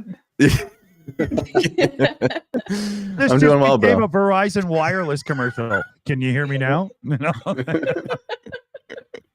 Congrats on the closed Snuff truck campaign, and I actually was handing over our truck, and I'm so happy to be the part of this movement. 69 Sniffer Brigade, they are doing an amazing job, and we are the 69 Sniffer Brigade. Man, we're the part of the of that brigade. So brothers in arms, right? Yeah, absolutely. Yeah, and it's really cool too, though, that even though we are very dedicated to this NAFO 69 Sniffing Brigade fundraiser, we've supported and done so many fundraisers, and they support that too. That's what I like about Ragnar and the NAFO is that they aren't like, oh, just support ours only. It's like, no, we've been able to do all types of fundraisers, and I really, really like that. So we can stay focused on what we're good at with the trucks and the drones, but also be able to support others, and it's not even a question of anything. And I really like that. Or in my case, support this one and support shitloads of my own. Yeah. Right. Hands up who can hear me. Okay. Can everybody hear each other now? Is it? I can hear Dunk. Everybody but Rick. Everybody but Dick can hear Dunk. Right. Can you Okay. hear- Bye, everybody. I'll see you another time. Dunk, are you talking? Please tell You me you're was. not yet. He was. He is Oh. He talking. was talking. He was talking. Yes. Okay, I'll fucking rejoin. One sec. Kiss me There you go. goodbye, Captain Starsky. See ya. Slava Ukraine, Slava the Shills. Starsky, what do you have there for us? Maybe some news that were missed? Yeah, guys. So currently we have information that Oh God. there He can- was a strike on the Russian main communication channel of the Black Sea Fleet. Now I don't. Now I don't hear anybody. This is just getting worse. Okay. Oh my god. Oh my god, this is so bad. Everything is going according to plan. It's all working out. Starsky, can you hear me yet? Just rewrite the plan. Okay, good. Yeah. Make the plan, execute the plan, wait for the plan to go off the rails, throw away the plan. That's how it goes around here. No, When draft was a the new plan. strike, Starsky? Yeah, so all seemed technical reports that appears that at least Okay, 3 Ukrainian Storm Shadow cruise missiles just slammed into a major Russian Black Sea Fleet communication center located at the Rudneva Street. Apparently, they're talking about the Sevastopol, Crimea. Yeah, it's Sevastopol. Yeah, Sevastopol, the biggest attack through the whole war, I think. Russians are claiming that. Who knows? They usually like to say that they've eliminated all the rockets with their air defense. So yeah, the biggest attack every time that they. It didn't look like it. I saw that video right before I came and joined you guys, and I posted it. And it looked like they hit some targets in Sevastopol. Some The first explosion. Yeah, the first one is just a big explosion. There's no doubt about it. Mm-hmm. Yeah, also there's a bunch of videos showing the Russian air defense. I think I heard Starsky there. Yeah, I guess. I think you should tune up your volume, maybe. Yeah, what you need to do, Dick, is have the volume of everybody else in your headphones the same as your resonant voice. His inner monologue is at the same time as. I don't know what to do. I think Guy in chat is like special microphone operation. Literally. I overloaded the video ninja with the number of participants, I think. See, this is but what, it shouldn't this is be. what you do. It's fine. Like You do not accept a microphone from Dick Dawson, because Okay, what it will hold on. do, it will make sure it Try mutes again. you when It's he just wants. not working for me very well. I believe in you, Dick. I believe in you. Dunk, so is it your special operation for him to not be able to mute you? Hmm? Well, that would be a good start. Or just not talk over the top of me would be a good start. It's funny how it happens every time you start talking too. It's just from I that. know. Yeah. Look, I'll do it now. He'll start talking. Yeah, go on. Dick, start It'll be talking. Dick, great talk. when it comes out weeks later that this was actually all a giant prank on Dick. Is it out for the first already? The CIA was involved. No, See, no, okay. no, Well, while he's there is gone, no then such I'm going organization. to say what I was going to try and say earlier about Rick's auctions. Now, on the 42 show yesterday, we did a story about a manky old toilet on the British coast, a really dirty, filthy, horrible concrete block that sold for £169,000. And I'm sure we can raise that kind of money. If they can raise that kind of money out of a manky old block of old stinky toilets, I'm sure Rick's artwork can probably go for that kind of money. Come on, Rick. Come on. Buy it. I really gotta work better because we still have 350 No, bucks but Rick, bid by I've learned, Laura. I've That's learned very something paper about your frame. stream. What? I've learned something about your stream by now, okay? People wait until literally the last 15 minutes before they start bidding. then I should remind them in the last 15 minutes. Yes. There's literally like, no, they know it's gonna end. They just wait, and then last 15 minutes, they're like, oh yeah, I haven't bid yet. Are they trying to snipe like on eBay and get in? Yeah. Well, just make So if we just more make shorter. if we just end the auction, like close the auction sooner, everything will be fine. Well, just They have all wanna snipe more each but other. shorter segments, so you have more last 15 minutes in a day to generate more bids. Oh yeah, that's a good idea. Well, How many- don't tell how them many, when it's gonna end? How many items does he have right now for bid? 3 items. First is this painting, this beautiful painting of Vadim Yuditsky. He's a Ukrainian author, and this one is called Cold. When it's chilly. I'm not sure that I'm pronouncing it correctly, but you know. Well, at least you're holding it up the right way now. Yeah, that's the right way. That's the right way to hold it. So, guys, it's from the exhibition dedicated to Ukrainians in Russian captivity. They're still there. We must scream and yell about them. We must remind the world that they are still there, being tortured every day. And guys, tomorrow I'm gonna go to another Free Azov rally. Free Azov rally is happening across the Kyiv every Sunday, 12. It's basically noon, 12 p.m. You call it at noon. So yeah, I'm gonna be there. Gonna stream from there. Come to the stream. It's gonna be a good quality only during the stream, because recording's quality is fucked up always when you stream from your phone. I don't know what happens with YouTube in terms of the quality of the recording there. It shits the bed. It just shits the bed. I'll help you. Hey, Rick, I'll get you hooked up with the Streamlabs app when I come back to Ukraine and get you the 1080p settings. Maybe I can install it myself. Oh yeah, Streamlabs. Just download the Streamlabs mobile app, and then I'll send you the settings that you have to put in. Awesome, man. Slobs. There you Thank you. I'm gonna try to tomorrow. So this painting, guys, current bid is $350 by Laura. I think it's Laura S. If you want to get in the competition, you will be saving some lives together with Hospitalers in English. They have that evacuation bus it's called Austrica, Austrian. And much evacuation bus. And Isn't that if we the get song? $2,000, Rick sorry, will have guys, to color I it in got a for couple of shout outs here. I don't know who was talking, and I just interrupted there. But what did you do? It was Dunk. Yeah, it's not working out. It's not working out. Don't try replay it again. I've done it a few times, and I just can't fucking hear you. I don't understand what it is. So we've got Adrian in the for Paint the Frontline Angel, and that's a second $500 direct donation. We've got Stephen Walsh, who sent in $65.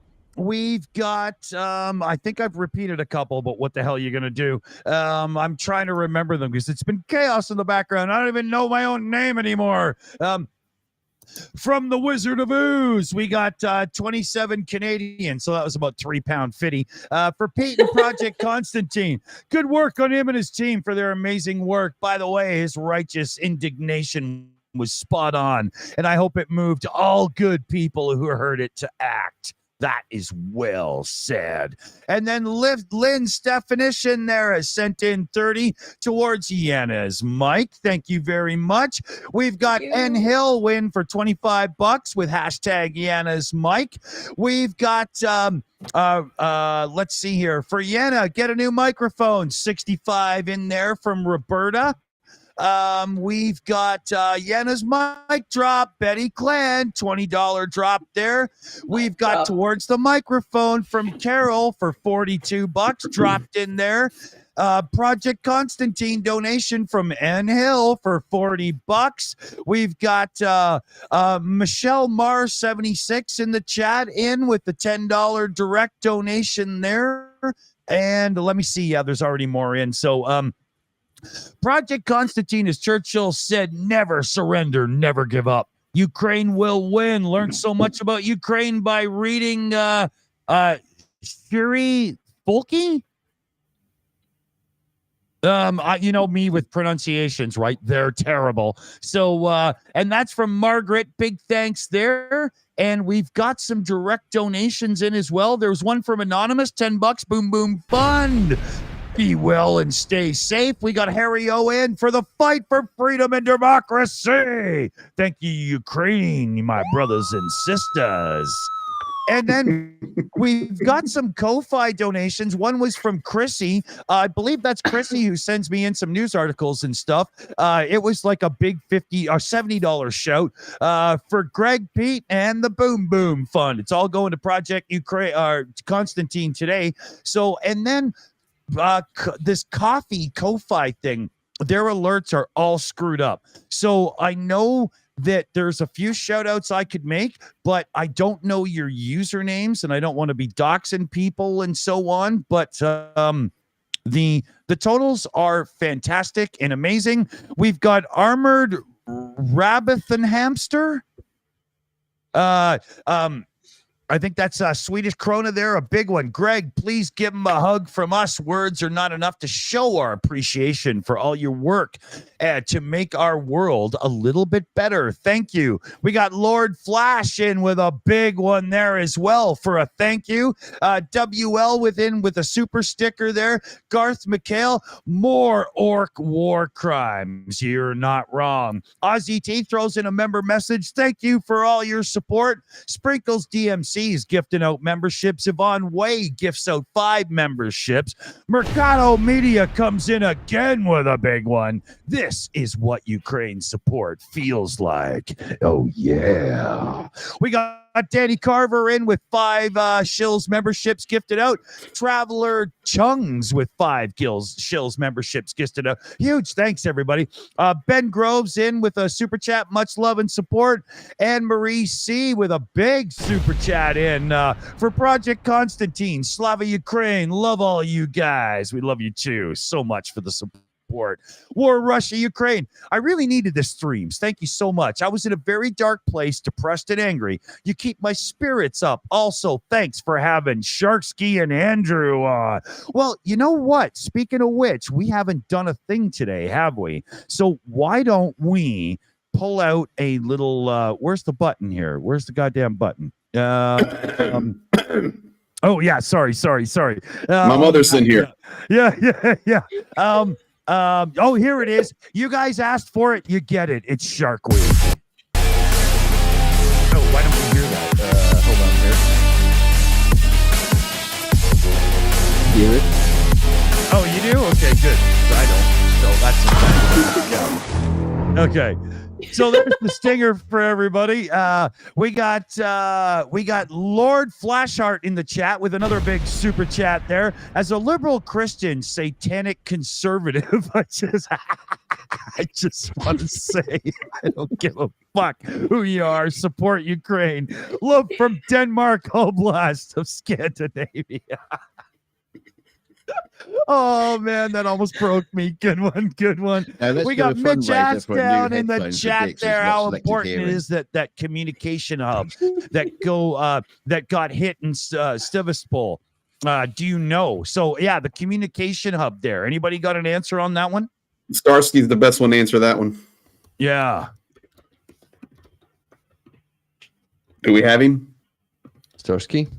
I was concerned. I just couldn't hear him. Okay, there we go. He's talking. Yeah, there we go. Guys, I was muted, unfortunately. I like it, like every single time Dunk starts talking, Dick literally interrupts him every single time. It's so cool. Tell you what, you talk Starsky, and I'll talk over the top of you, then everybody can hear me. But he'll think that you're talking, and then nobody will interrupt me.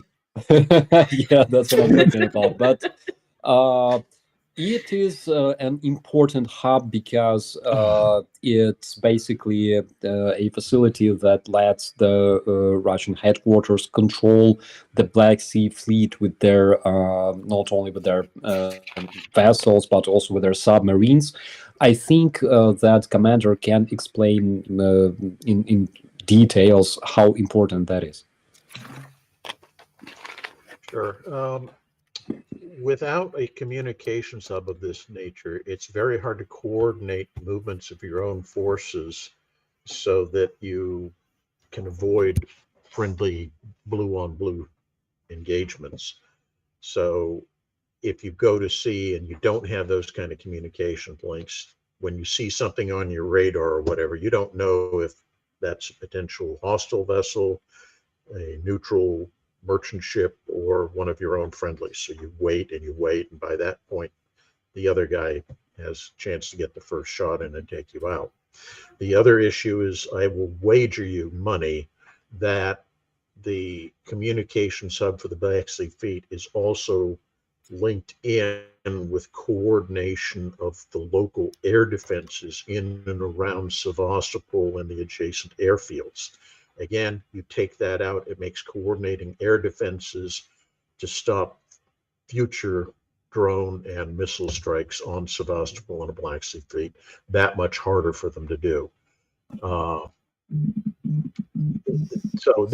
Taking out a facility of this nature is an enormous advantage for the Ukrainians and puts the Russians really considerably behind the wheel.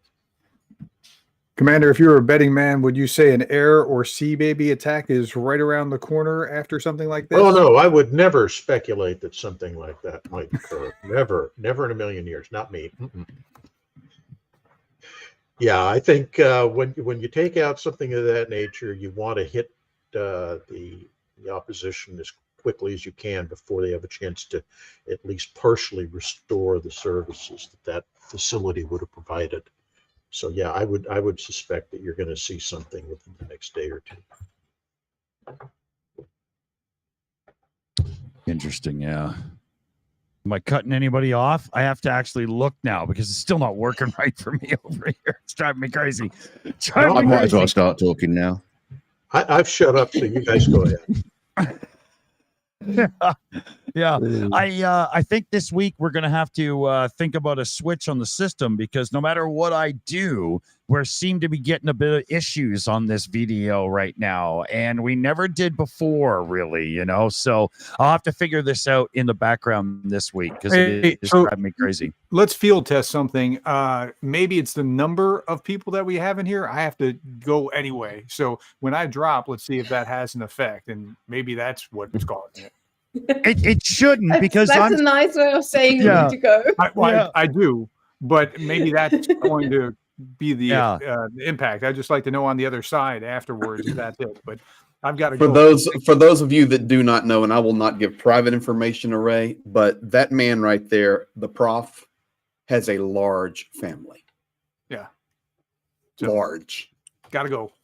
It was great to have you over, Professor Gerdes. I hope we see you again really soon, like really soon. I'll be back. What Greg was going to say. Excellent. Let's say a big shout to Professor Gerdes for joining the show today, everybody. That was awesome. It was. Yeah. Okay, let me see if I can make something work. I don't know.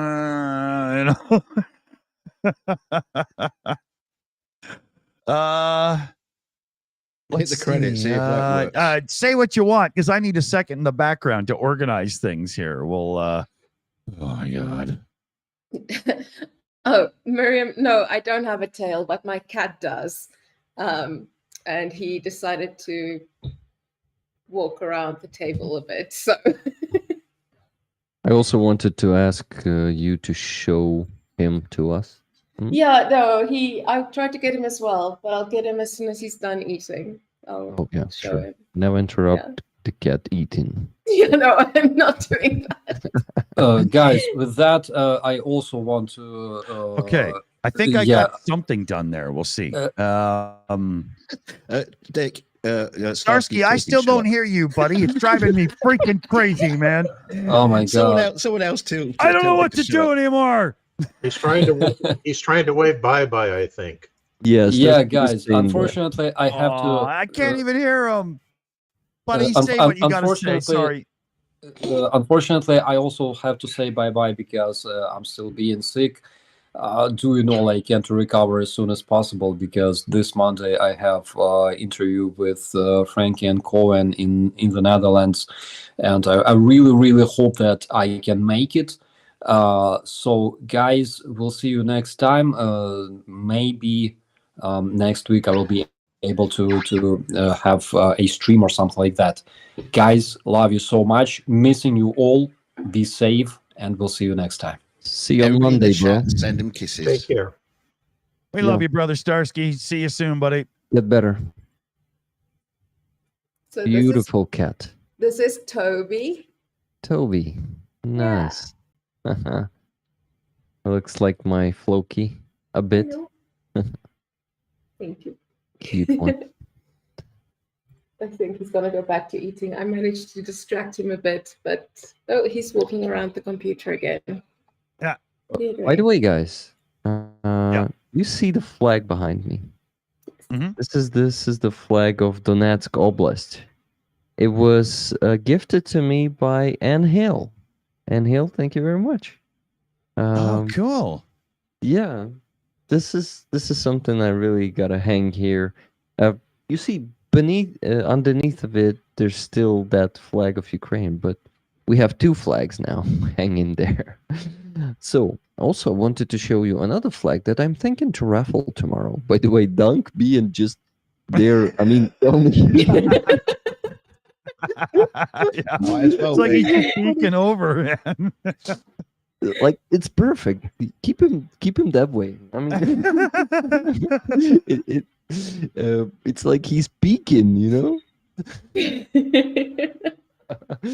Okay, you guys talk about something while I'm getting the flag. It's gonna be fast, but anyway. All right. We don't need that radio silence here, right? Yeah. I'm trying in the background to figure out some of these Ko-Fi donations, but they're still not coming through to me proper. So I'm trying to figure it out here because I'm getting people's direct usernames or maybe your PayPal names instead of the YouTube names, right? And I'm trying to avoid that whole doxing thing because we're not one of those T channels. See that? Yeah, he popped up like a hard-on looking for a place to be there.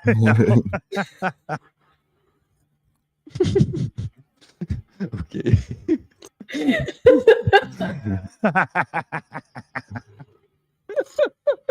That's funny. Guys. Did we lose yeah. Starsky and Professor Gerdes? Yeah. Yeah. Oh, okay. My bad, you guys. I had to go make some tea, and then I tried to gift memberships, and my fraud department called because there's too many online purchases, I guess. It's not really something I can be mad at, though. I can't be mad at it, though. You know what I mean? Because what if my card was stolen? And I mean, good service. I'm glad that works. It worked well. So I'm glad that's handled, but I'm back. I was just Rick, what are you holding up? Rick, what are you holding up? I missed that. This is the flag of Kulchitsko Battalion. Guys signed it. They actually have here, thank you, Rick Rollers. So let's raffle it, guys. Let's put, I really think it should go to one of the rollers, to the luckiest one. It's all of our reward for all the work and support we have given to Kulchitsko Battalion. But, why should, we can all have it, of course, if I keep it here, but it's better be in some of your hands, guys.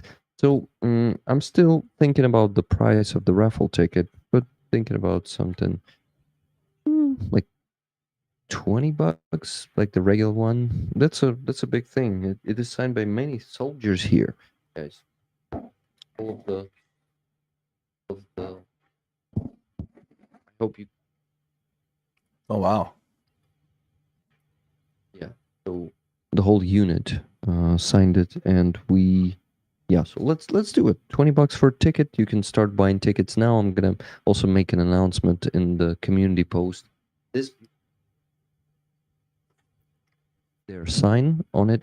It's a coat of arms, Ukrainian coat of arms, but you see, it's not the usual one. It's some special of Kulchitsko Battalion.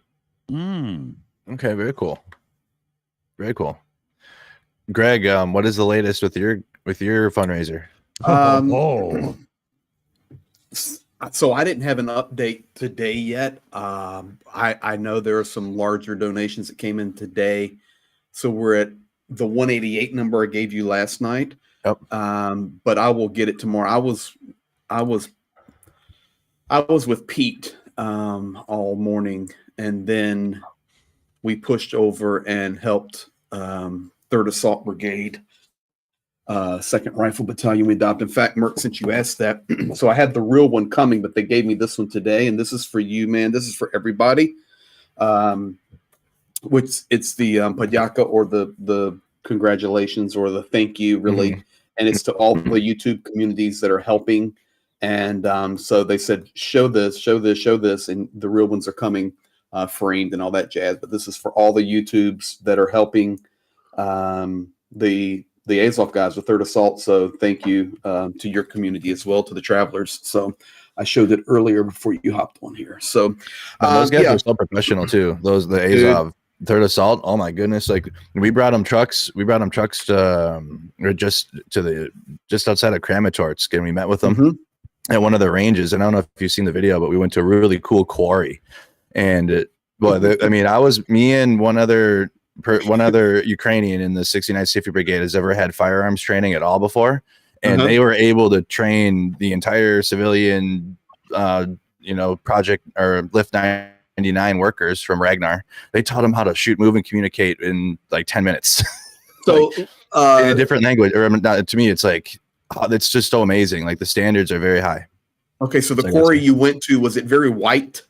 Yes, there was some water in it. So you were in Rygorodok, which is actually I do a lot of work right there, and that's called the Polygon. So that quarry there is a salt quarry actually, and that I know exactly where you were standing. So that's pretty cool, man. Yeah, they are so professional. Today I was with the commander of the 3rd Assault, 2nd Rifle Battalion, and deputy commander or whatever, and we were dropping some aid for them. People will be seeing that later in our streams. All you guys out there helping. There was some radio communications they needed. There was a diesel generator they needed. And you just sit there and you grab a coffee and you just sharing and the relationships there. But you just talking about. They're an elite unit, and it's very obvious that they're trained well, not only in how to fight and defend their country and fight for what's right, but also even in the interpersonal skills and the respect and the honor. Dude, they're so they were like instructors. Like they reminded me of nice. I mean, because when you think of like hardcore military dudes, if you're a civilian, you might think, oh, mean or anger. I mean, yes, anger can come from being in the military, but often these operators are these high speed, like tactical, absolute special forces dudes, or like Azov as well. They're very, very nice. Like they're very, very humanable. Like they talk to you like a normal person. They can you can sit and have a coffee with them, and like everything you would want to do with like what you would think of like a non-military person or whatever. But more often than not, these high speed soldiers are very, very humanable. They're so friendly. Yeah. And so, for example, I can tell you guys this: the commander of the 2nd Rifle that we're partnered with, his name is Andrew, and it's public, so he has the same name as you, it's Andre, but Andrew is what he likes to be called.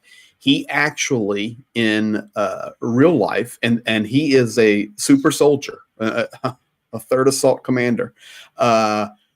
In real life, he is a very high level IT communication specialist of the utmost level that works with some British company. So of course his English at a high level. He's so professional, but at the same time, don't mess with that dude. I promise you, don't mess with that dude. But this is the quality, and Andrew's been here multiple times. This is the quality of the Ukrainian soldiers and heroes that are fighting for not only Ukraine, but for all of us as well. It's beyond what the average person can conceive of if they've never been in the situation. Absolutely.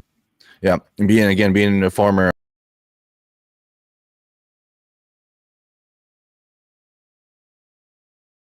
have those instructors teaching courses and teaching how to shoot, move, and communicate with our own militaries, because the Ukrainians and the Ukrainian militaries fighting a war that, I mean, they're fighting the level of warfare that they are with the artillery and the air power and just the trench warfare. And it's like World War I, future warfare, modern warfare, whatever, all like the warfares combined in like the last 80 years of our existence, all in one here, plus future warfare with the drones and things that we haven't seen yet. Man, you're making At me want to drop on the scale we are. Right. So they the Ukrainian military is going to be very crucial as a part of NATO in the future to educate our militaries and like take some of the knowledge that they have and bring it to our instructors, and our sergeants then will teach our soldiers, and it's just going to be a really good exchange. The other thing that I would even add on top of that, and it is all of that is spot on, but there's even something else that the Ukrainians have, and it's because they're having to fight undersupplied, and that is creativity. Like they can take, they're like MacGyvers. They'll take a paper clip and a piece of duct tape, and they'll turn it into a tool set. They do what they need to do, especially when it comes to communications, the way that they need to modify their communications or batteries or drone modifications. They're literally doing it on the fly. They're really gifted, you know. And Rick, I mean, he's Ukrainian. He's Rick the Ukrainian. He can speak to it. The Ukrainians are just very talented, but there's a word I'm looking for. It's not creative. Yeah, it's definitely not sexy. Look at Rick. His, you know, I mean, I look at. No, it's talking to MacGyver. Can Dick Dawson? Can you hear me now? Dick, no, he can you hear can't. me now. No. Just wave. No, he can't. I'm sorry, guys. It's 1 o'clock, 12:22 a.m. in the morning, and I've been rolling out of Chasiv Yar since 8 a.m. It is. Somebody help me in the chat. It's not creative. It's ingenious or Innovative. Innovative. Thank you, Commander. Yeah, let's go, Commander. So innovative what they can do. So Mitch Anders or Ashdown. I'm sorry, Mitch Ashdown is the one in chat. Thank you. Well, Mitch always takes care of me. Thank you, Mitch. Innovative. That's the word I'm looking for. And I mean, even Rick. So all seriousness, you know, Rick is sexy. No. There's no second chance. You started. Let me ask you something, Rick. In this panel right here, who is the only person that's kissed you on the forehead? Darn it. I've dreamed of it. I had the chance. I mean, I could have done it multiple times. That's what I should have did. That's what I should have done when I brought Rick absolutely bad tourniquets the second time I came. But that trip to Ukraine was so bad I had to come back a week later to do it over again because the truck didn't make it. The NAFO truck didn't make it. The tourniquets and medical supplies I gave to Rick were faulty, and I was like, "Nope, I'm coming back to America. We're gonna do this right." We got the correct medical supplies, and the truck came, and we had two trucks on the next convoy, and it worked out. But I should have made it better by a kiss on the forehead. Whereabouts did you kiss him, Merc?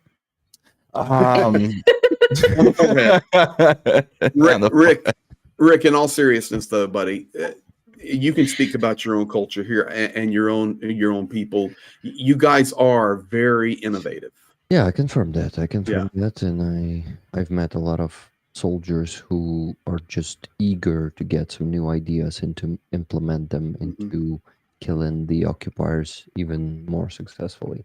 And I was with one yesterday, and I did an interview with him. His name is Victor. I think Dick also made a community post about that one. Posted right an hour before the Shills. Yep. And you go check it out, because I think interviews with Ukrainian soldiers is a top content which everyone should see, and they're super underrated. For some reason, people are watching the first part of NAFO convoy handover event, which is usually there are no soldiers there. It's just the beginning, and then I make videos with interviews with soldiers, and they're least viewed. What the fuck, guys? Let's go and watch them. I actually think I have a slight answer on that, and it comes down to the audio and making sure that everybody can be heard recorded properly and stuff. And I think the next fundraiser we got to do for Rick the Ukrainian here is some better field mics to make sure he has more to hand out to people so we can hear I them. have those 2 DJIs and they're not doing its job Yeah, but you properly. have 2. It sounds like we need 3 or 4. Right? That's doesn't what look I'm like getting at. You cannot connect more than 2. Yeah, Oh, unfortunately, sure. it's just a limit. Yeah, It's a no, limit, but I think. what we need you to do is carry a little pocket PC with a battery pack and stuff instead of a phone, and then we could do multiple connections, right? Trust me, I know what I'm doing here. Audio school guy, Rick, remember? no, Remember? This Dick is my knows what whole. he's doing. Yeah, Yeah. I believe it. I feel for Rick because that's my entire journalism. Like I've only used my cell phone in real life, like reporting on current events in the United States. Like when we had riots, like we're probably gonna have riots again. Like let's be honest, but so I'm gonna be out there. I swear to God, I mean we have. You But anyway, better have riots if that tan son of a bitch takes the lead. I mean, are you kidding me? So when that happens, inevitably, I'm going to be out there with my cell phone, and I'm probably going to be streaming just like Rick. And I understand completely, but the for America though, we have the satellite backpacks, I think, and like those things we can tap into for streaming. I don't know if in Ukraine you can get the it's like the My Pack or whatever, where you could connect to satellite connections for streaming, and then you can have the audio and whatnot and have like this cool personal setup. That's what I'm gonna be looking into for this year and beyond. But I do have a picture I wanted to bring up. Greg Terry sent this over, and there's a face in the center you will recognize. And this is the reality of being somebody that's waiting to save other people's lives. Mm-hmm. You know, Right there. Mhm. yeah, they're not sitting around in a 5-star hotel, fellow babies. You know what I mean? Well, I know exactly where they're at right there, and I know exactly what they were experiencing, and that was some exhausted guys right there. They look like they've Brutal. been through the Boer War, as us old folk used to say, right? Dude, I was sitting with Pete this morning drinking coffee, and he had not slept in about 36 to 42 hours. And there were times where the attacks were so tough, he could not even dream about sticking even his nose out of where he was at. And even, I'll just tell you guys straight, even if you had, go to the bathroom, number one, urine is warm. They pee in a bottle. They wait for it to cool, and then they have a drip tube that it goes out because the thermal drones will catch the heat signature of the urine. It was extremely hellish. I never thought of it going that far. Oh my! Oh Dude, yeah, absolutely. It's like even on the base level. I mean, that's the level of the warfare out there. But I mean, when you're in a forest or anything, you can't even light a cigarette. You can't. The light discipline you need to have in general, let alone the thermal discipline now, because of the additional threat of the thermal drones and just everybody has thermal now. Or the Mercado, Andrew, the old saying, never take the third light of the cigarette when you're on the field, right? Because you see it, you aim, and you fire, right?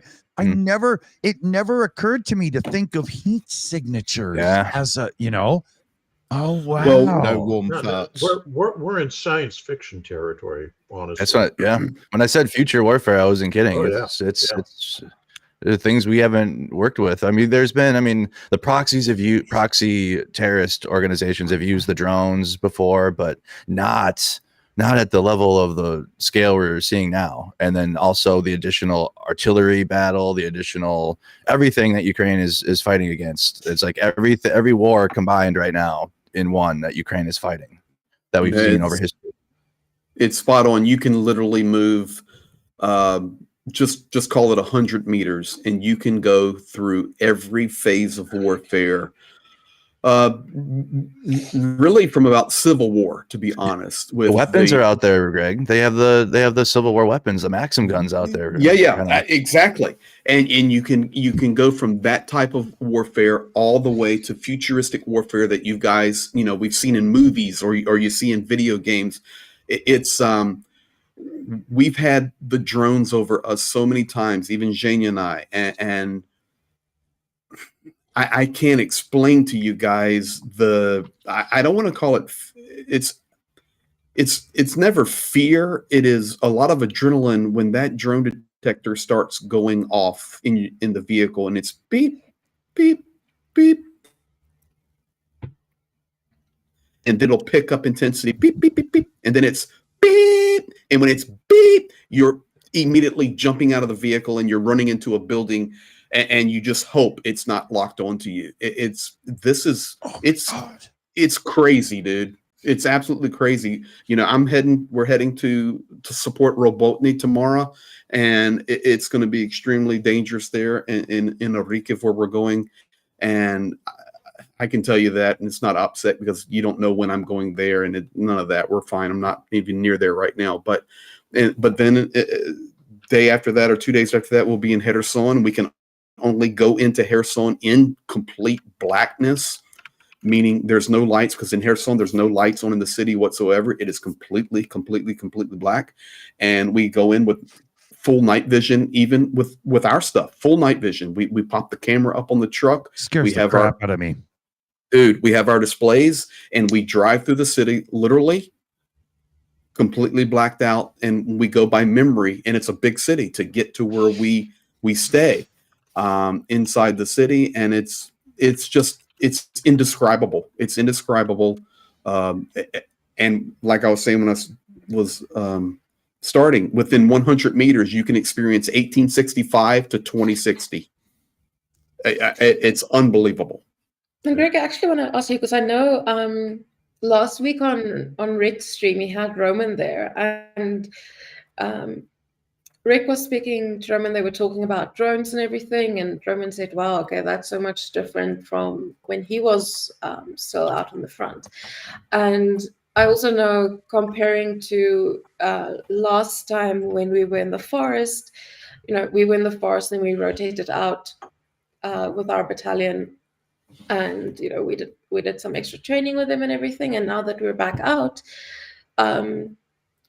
we weren't even gone that long. It was, well, I mean, it was a month, 2 months about that we were out, but just in that short time, everything has changed. I mean, you know, obviously we're obviously not in the same area. You know, our area has also changed, but I'm sure that's, from what I'm hearing as well, is the drone warfare has completely changed in this past month, 2 months. It's every 14 days. So on average, it's about every 2 weeks the technology changes, or advancements are made, or they have to make adjustments. This is why people do not understand. And Rick can speak to this, and Andrew can speak to this. If Starsky was in here, he could. People do not understand. Well, let me just go to Best Buy and buy this drone and send it in. Guys, everything is modified instantly. Damn even right. in not only the drone area, or drone detection, or anti-drone systems. You know, it's like, for example, when we're doing our metal detector drive, and we're buying metal detectors because these guys have no armored vehicles, so they have to actually walk to their frontline zero positions in complete darkness with a little night vision on, if they are so lucky to have it. They drop a metal detector in front of them to make sure they're not going to walk up on a mine. You say, well, how are they on a mine if they're on their side of the line? Because, guys, they're shooting the mines over the zero line, between 0 and 1. So these guys are walking to their position and getting blown up. So this metal detector, and when we're raising money, we buy metal detectors for $550, and it goes right to the groups, and people emailed me and says, Greg, you're buying trash, you're buying trash. And I said, okay, guys, I know it seems like that, but you just don't understand. You can go to the EU and buy the latest metal detector for 20 grand, 30 grand. It's not going to work. I'm sorry. We're not looking for gold and silver. We're looking for particular signatures that are found in these mines. And the Ukrainians are here, and especially in my base city, it's where the main headquarters is for the metal detector guys that are training the frontline soldiers. They are rewriting the software every 2 weeks on the metal detectors. So the metal detectors we actually supply to the front smoke everything out there. Okay. And it is right to the line. The same within anti-drone detection. The 3 armored vehicles that we're bringing in, we will not equip them with the anti-drone until the moment they're in the country. We're not going to be buying anti-drone that's right now technology. It will be when the trucks get in here, at that moment, we go with the best technology we have, because it is constantly changing. Well, I think we need to clarify a couple things. One of them is when people say mines, the vision most people have is, World War I, World War II, where you dig a hole, you put this thing in, and then cover it back up with dirt. Today, a large portion of the mines are actually air scatterable. So you fire a munition, it breaks up and puts down all these tiny little mines, which actually dig themselves in. People don't realize that's one of the things. The next thing that's going to be happening, probably not during this war unless it lasts longer, but you're going to have seismic detection. You're going to have audio detection. Police forces around the world have audio detection, where if somebody shoots a gun in the city, microphones pick up where it is and triangulate where the gun went off so they can send police forces there. Well, it's not going to be too long before there'll be something very similar to that for military use, where you fire off a missile that deploys all these little audio sensors so you can tell exactly where somebody's fired a gun. You don't even need to have somebody see where the enemy is. If you hear a gunshot, you can now triangulate and you can launch artillery strike right onto the place. Commander McMillan, I know a bit of what you're talking about there, because the advancements in audio production and background tricks that guys like me use and whatnot are unbelievably off the wall now, and the calculation of Doppler effect and whatnot for triangulation of sound is spot on. It's unbelievable, right? Oh, yeah. It's very easy. Guys, I'm sorry to interrupt you, but I gotta go. Okay, brother. It's really late in here, and I might get in trouble for being too noisy. Okay? Gotcha. Because tomorrow I'm Take gonna care, be Rick. streaming until 4 a.m. as always, probably. So I gotta let my wife sleep at least today. So Okay, buddy. Thank you so much. Hey, Rick. Thank you, buddy. Take care. Yeah, thank you. Take for care, buddy. having me here today. See you tomorrow on the stream. By the way, Andrew might be dropping by the stream tomorrow. Yep. I messaged him. Oh, we're also come to the stream because we're having cool people. Yes. Cool people. Let's go. Yeah. I'm in. We're gonna have a Mm-hmm. doctor who is rehabilitating our soldiers. He's the head of the clinic. They specialize on rehabilitation, so it's going to be an interesting stream. Jana brought me that doctor to me, or introduced us to each other, and she's also going to be there. So it's going to be a really interesting stream. Also, Greg is invited, as always. Thank you, brother. Invite me, because at least people will hear me. Yes.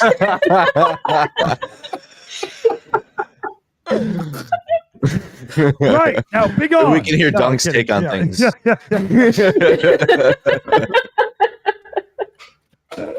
That's so funny. That's so funny. And Rick, for the next few days, I'm child free. My son's mother is in town for a visit, so give me a shout whenever you got time, and we're gonna go over the fine tuning of that box, the M game, and everything. Okay. Okay, guys. Go, brother. Love you, man. Prosper and donate. See you, Rick. Bye. Very cool. So here, I'm gonna put Merc up in that one, and then I'll go here, and I'll take Merc out of that one and put Duncan here. There's a method to the madness, fellow babies. Just give me a second. So, Right now, Maybe watch now you'll hear this. Dunk. Maybe now you'll hear him. You're Well, putting him in. we're hoping, but watch this. I can zoom us out and zoom us in, and now we're bigger. How cool is that? Nice. okay, so maybe tomorrow ask me if I know about South Africa's new law about arresting people who are involved in foreign wars, and whether this will affect Pete or his mom when she visits. Okay, so this law isn't that new. It's actually kind of an old one. It's been around. And it was a bit of a concern, but Pete hasn't been to South Africa in a while, and it's different. There are quite a few South Africans in Ukraine fighting. So the war hasn't really, the law hasn't really, as far as I know, ever been enforced. And it's a very weirdly phrased one, because it's about like you're not even allowed to send monetary value, like monetary help. And if that's the case, a lot of South Africans are screwed. A lot of South Africans are screwed if that's the case. That's a little bit of a pushback and a retreat to days gone by, right? Right. Well, so most countries have something like that. The U.S. does, and people have been arguing for a long time. Why isn't that invoked when you have people going to Israel and serving in the Israeli army? People of Jewish heritage, and it never gets invoked. And it's because those laws are one of those types of laws that only get invoked when the government wants to invoke it to send a message. And I don't know if that'll happen with South Africa or not. But if it happens, it will. It depends on how strong the friendship with Russia is. So Pete will be fine. His mom will be fine. When I first got involved with Project Constantine, my parents were a bit concerned for me. And I had some people on Twitter some South Africans on Twitter reach out to me, and they're like, "Hey, are you aware of the Mercenary Act? You're in violation of it." I went and read it, and I sent it through to one of my friends who knows the law a bit better. And I'm like, "Hey, dude, I'm scared now." He's like, "Nah, you're fine. You're not in violation of it. You're fine." Jana, I actually just slept in Pete's mom's bed that she'll be sleeping in. And listen, she's going to be fine. Above her head is a javelin, and above her head is an RPG. Beside her bed are 6 grenades and an AK. So listen, Mama of Pete is going to be an 87-year-old legendary gorilla down there. So she's good. Mama Pete bakes bread like balls of steel, baby. Wow, we love you, honey. That's awesome. Yeah, she's got her little room there at Pete's place, and she's in for it. I tell you, she's a trooper. Wow, very impressive. I've got to get up and just do something for like 30 seconds here. So if you have a tale to tell, insert your own name here. ... This is a perfect moment for it. Yeah, this is absolutely prime. And nobody grabs it. Thank you for that. You can't hear me. Well, Dunk is speaking. Dunk is speaking. Oh, for fuck's sakes. Okay, I'll shut up. No, I'm just going to give up. I'm just going to take the opportunity. I've got nothing to talk about. I'm just going to keep talking because I can. Why not? But I'll tell you what. At this moment in time, I'll plug the other shows we do. Don't forget to come and watch the 42 shows. We do news on Tuesdays, Thursdays, and Fridays. And obviously, we will talk about some of the important stuff that happens in Ukraine. But generally, we will talk about all the news that you don't need to know. So if you just need to clear your mind from Ukraine just for half an hour, come and watch the 42 show and have a giggle. And obviously, we do the after show. So there you go. That's a little plug. And Dick's going to come back and interrupt me. Don't. Yeah. Maybe I just asked Dickie on a text message, but you're not from down south in America, are you? No, you weren't. You're right there. I'm miles away. I'm just on the inside of the M25 and outside of London. Okay, I was just wondering. Okay, I didn't know if you would want to say. Okay, cool. So you're from UK. Okay, cool. Yeah. Sure, so basically, you're the dog's bollocks, correct? Last time I checked. There you go, brother. Ask the wife. Johnny Pierce teaching me that. So what else is happening, Merc? Are you doing a stream tonight?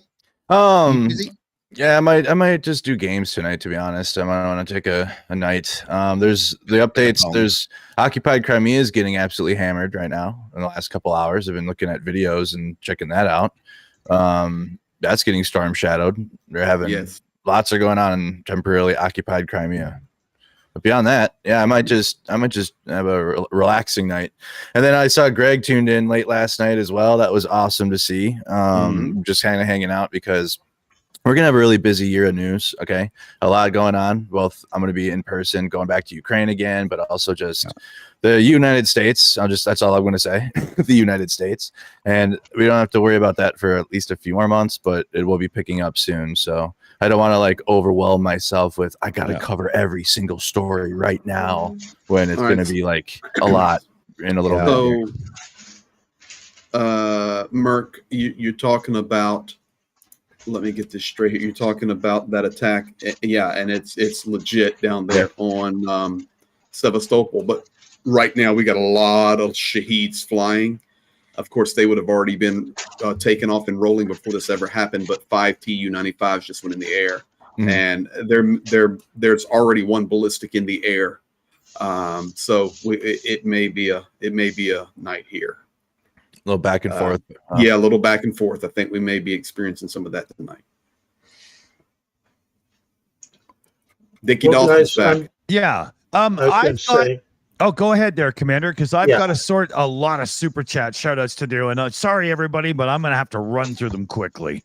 Yeah, well, let me wave bye-bye to everybody. I got to punch out now. So thanks a lot, and I'll see you guys soon. Thank you, Commander. Take care. Thank you, Commander. Bye. He's one of those people that makes everybody else look stupid when he shows up, you know? Smart man. Yeah. Yeah, scary smart, man. Scary smart. Hey, here you had a really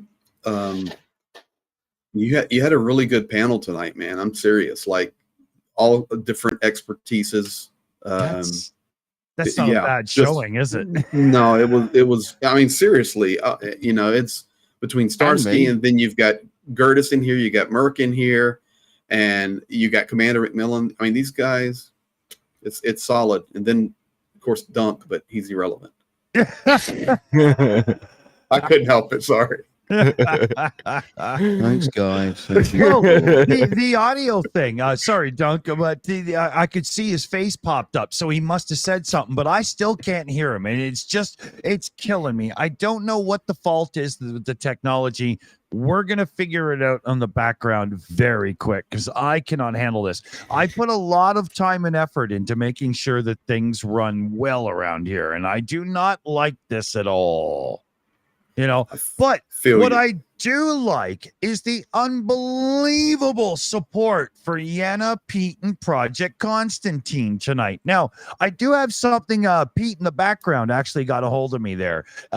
Yeah, I am that cool. I know these people. No, I'm just kidding. But he sent me this over just to let everybody know where he's truly at here. So look at that face here. Let me zoom this in so you can. This is somebody who is absolutely exhausted and overwhelmed and needs a minute. The Lord will grant that the enemies who rise up against you will be defeated before you.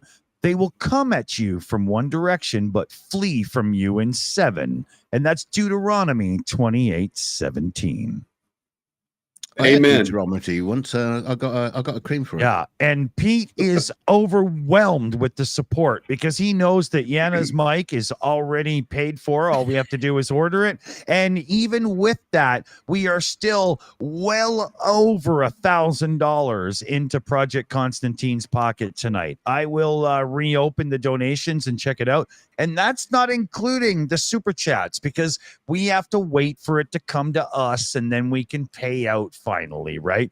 But they already got like I don't know, I think it's like $1,000 in the bank with us on super chats too. So, loving the effort, fellow babies. The love is spreading around this place like Vaseline at a peep show. It's really good.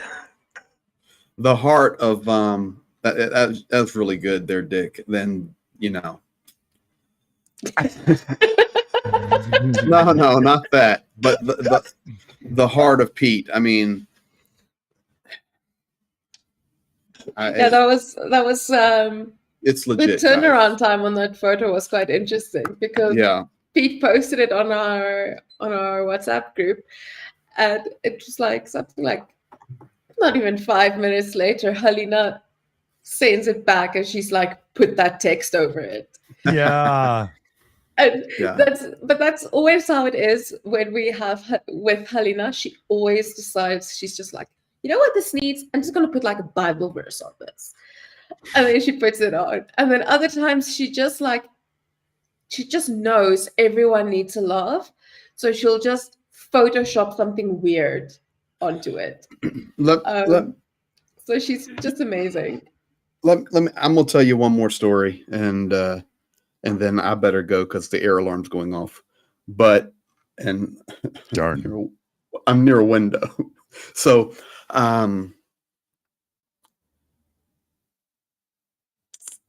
2 nights ago, we were embedded there with Pete and sleeping there. And even in all those areas, there are it's in the east. And very close to some of the hottest battles. There are a lot of collaborators, and even in those areas, there are DRG, Russian groups that come across. They can speak the language. I mean, they're there. Okay, they're there. Ukrainians are on their side. It's war. And I had my bed where I was sleeping, and yeah, we got weapons everywhere, and Jana had his bed, and Pete says, "Okay, boys, I'm sleeping by the door because it's too dangerous here."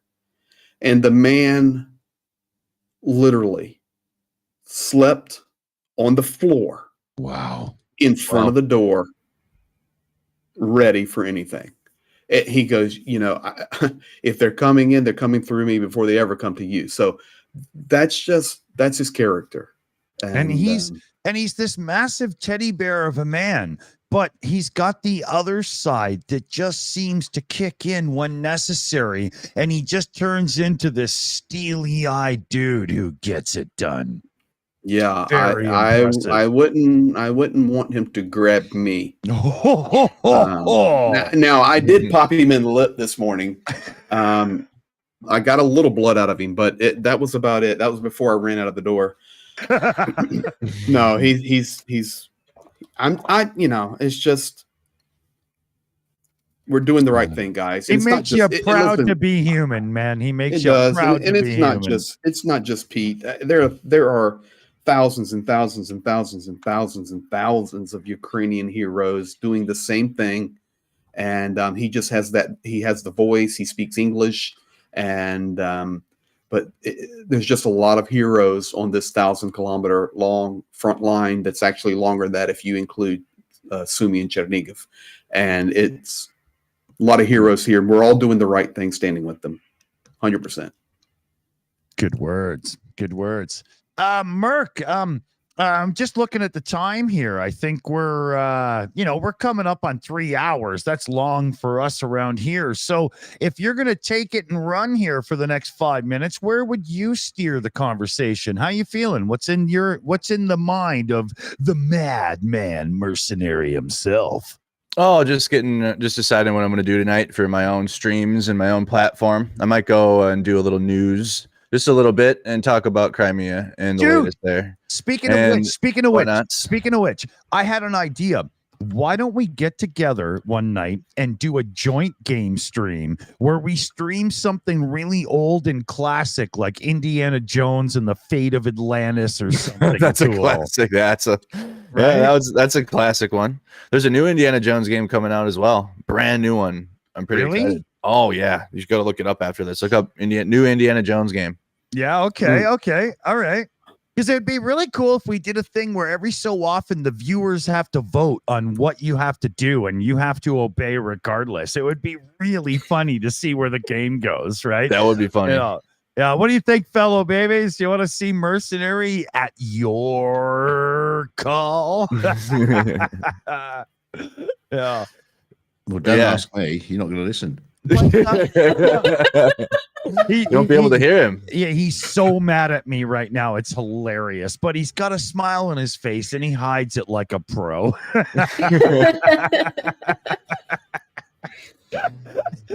So Dunk really wants to jump in. Obviously, he's freaking out. Dunk, You got know? in. Let me in. Yeah, no, I've said everything I'm going to say tonight because what's the point if the big man can't hear me? So yeah, see you all later. Have a lovely evening, everybody, and stay safe if you're in dark territories. Greg is definitely in a dark place. Send him some money because he needs to switch some bloody lights on around there. And we'll see you all soon. Good night, everybody. Slava Ukraine. Heroin Slava. Slava. Good night, Doug. I still somebody can't tell hear Nick he him. can talk now. So I'm so You can scared. talk now. Yeah, I'm so scared of what he said because I can't hear him. And usually when I have to like run off and get a beer on our after shows and stuff, he takes us right to the edge of. Nick is a smelly poo-poo.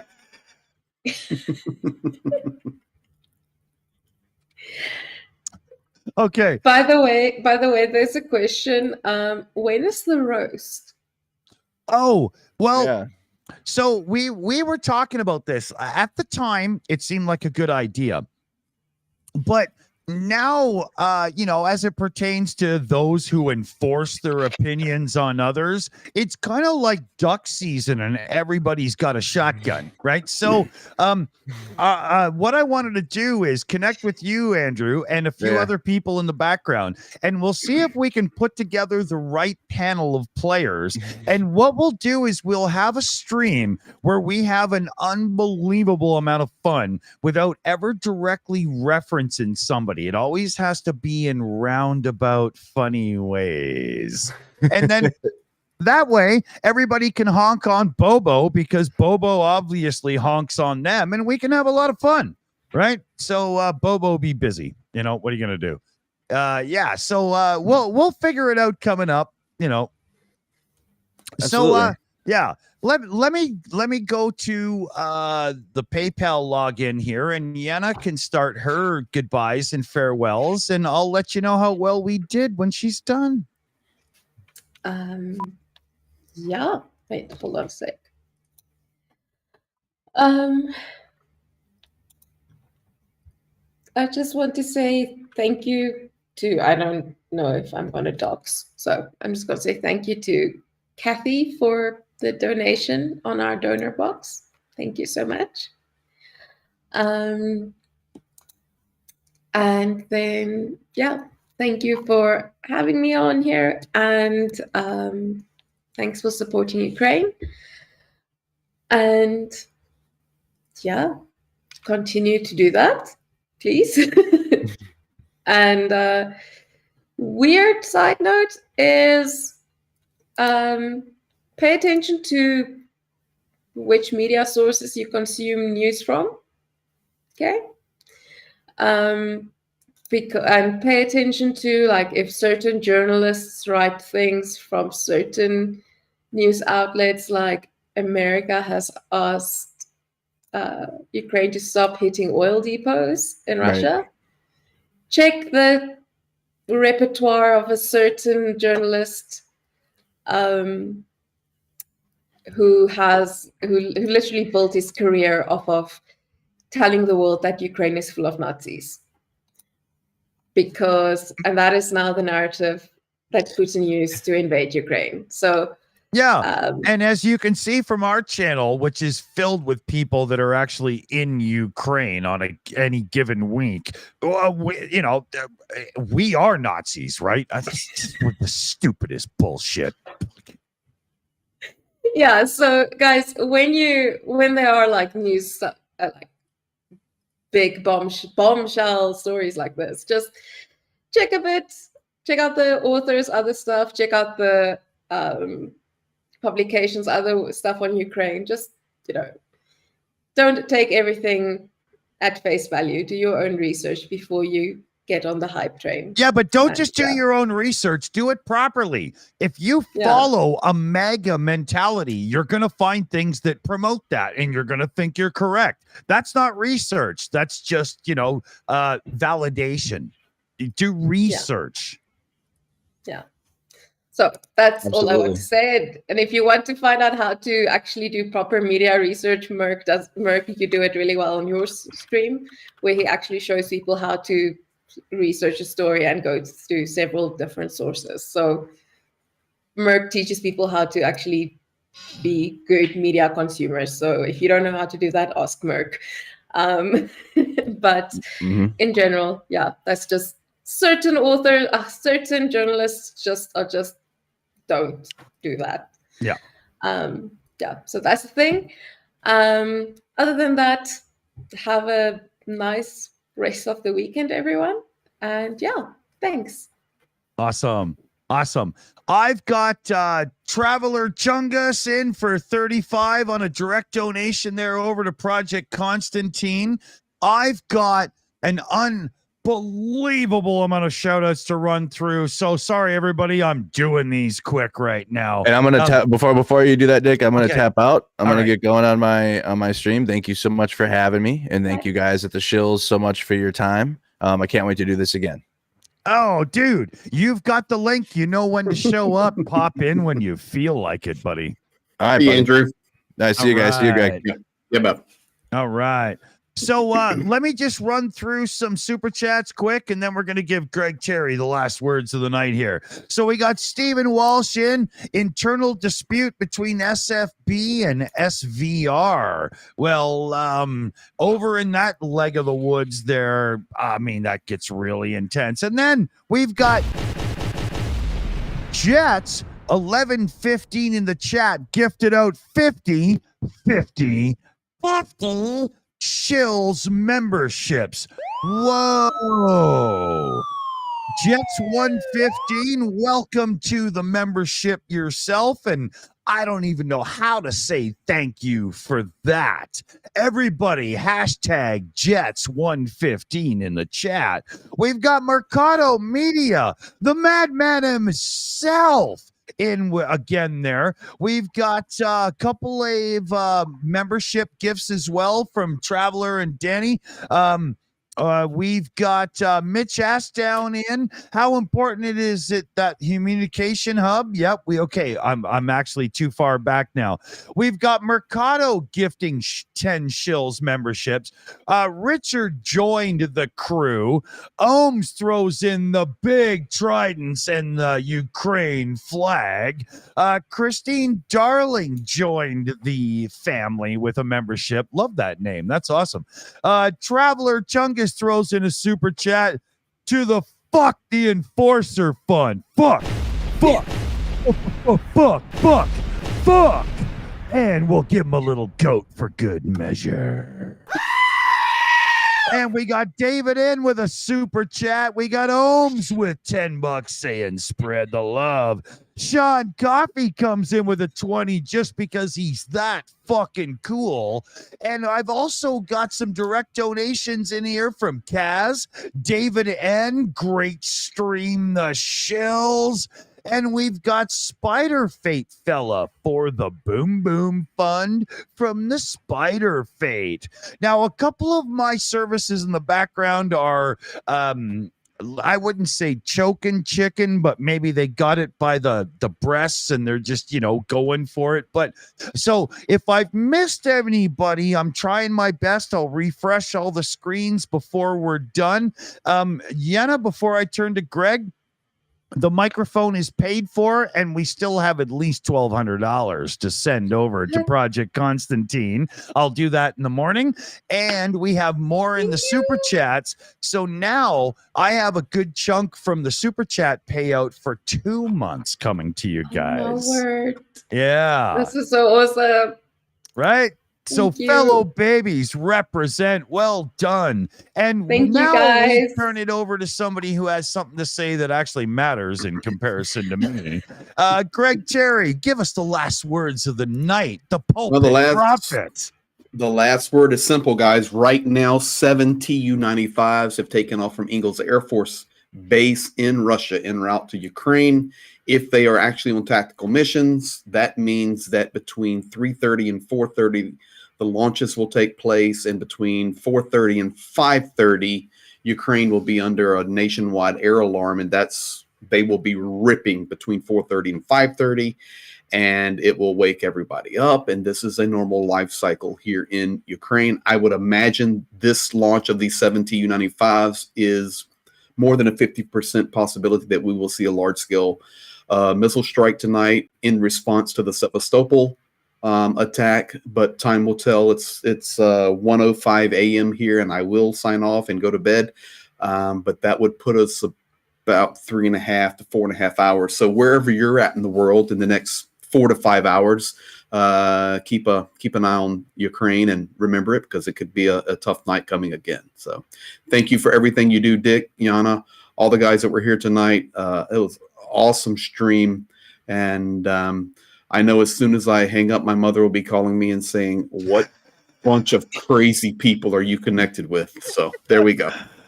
Mama Terry, I tried my best to be a good boy, baby. I really did. You should hear me other times, but your son is descendant from the Mount himself with the help he brings. Mama Terry, everybody should praise the ground you walk on for raising this man. Well she's done. A good mom. Thank you, Dickie. Remember, all right, guys. Everybody, you've got to keep on your local, regional, and national politicians to make sure that you are making sure that your voice says, I want support for Ukraine. Doesn't matter what country you're in, what politics you believe, and yada yada, because none of those arguments matter in this situation. This is about what's really important, and what's really important is support for Ukraine. Make your voice heard. You can pick up a rotary phone, you can use a stamp, you can use an email, or you can grab that son of a bitch by the throat and shake him when you see him on the street. But make your voice heard, fellow babies. And like we always say, there's only 2 words that matter. Slava Ukraine. Geroim Slava. We'll see you on the flip side. We love everything you do in support of this channel and the cause. We'll see you very soon. Good night, fellow babies. Takes a smelly poo-poo. Boom. Wait. Oh! No. Nick, did you hear him?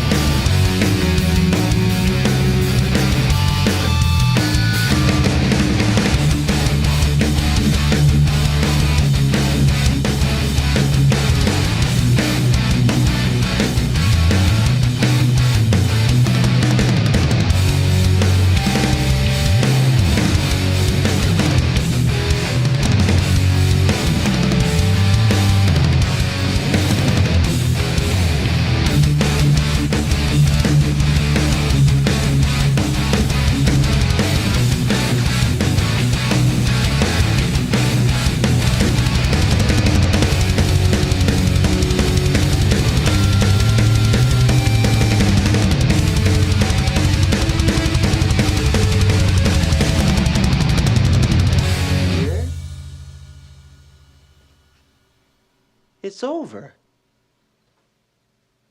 Go home.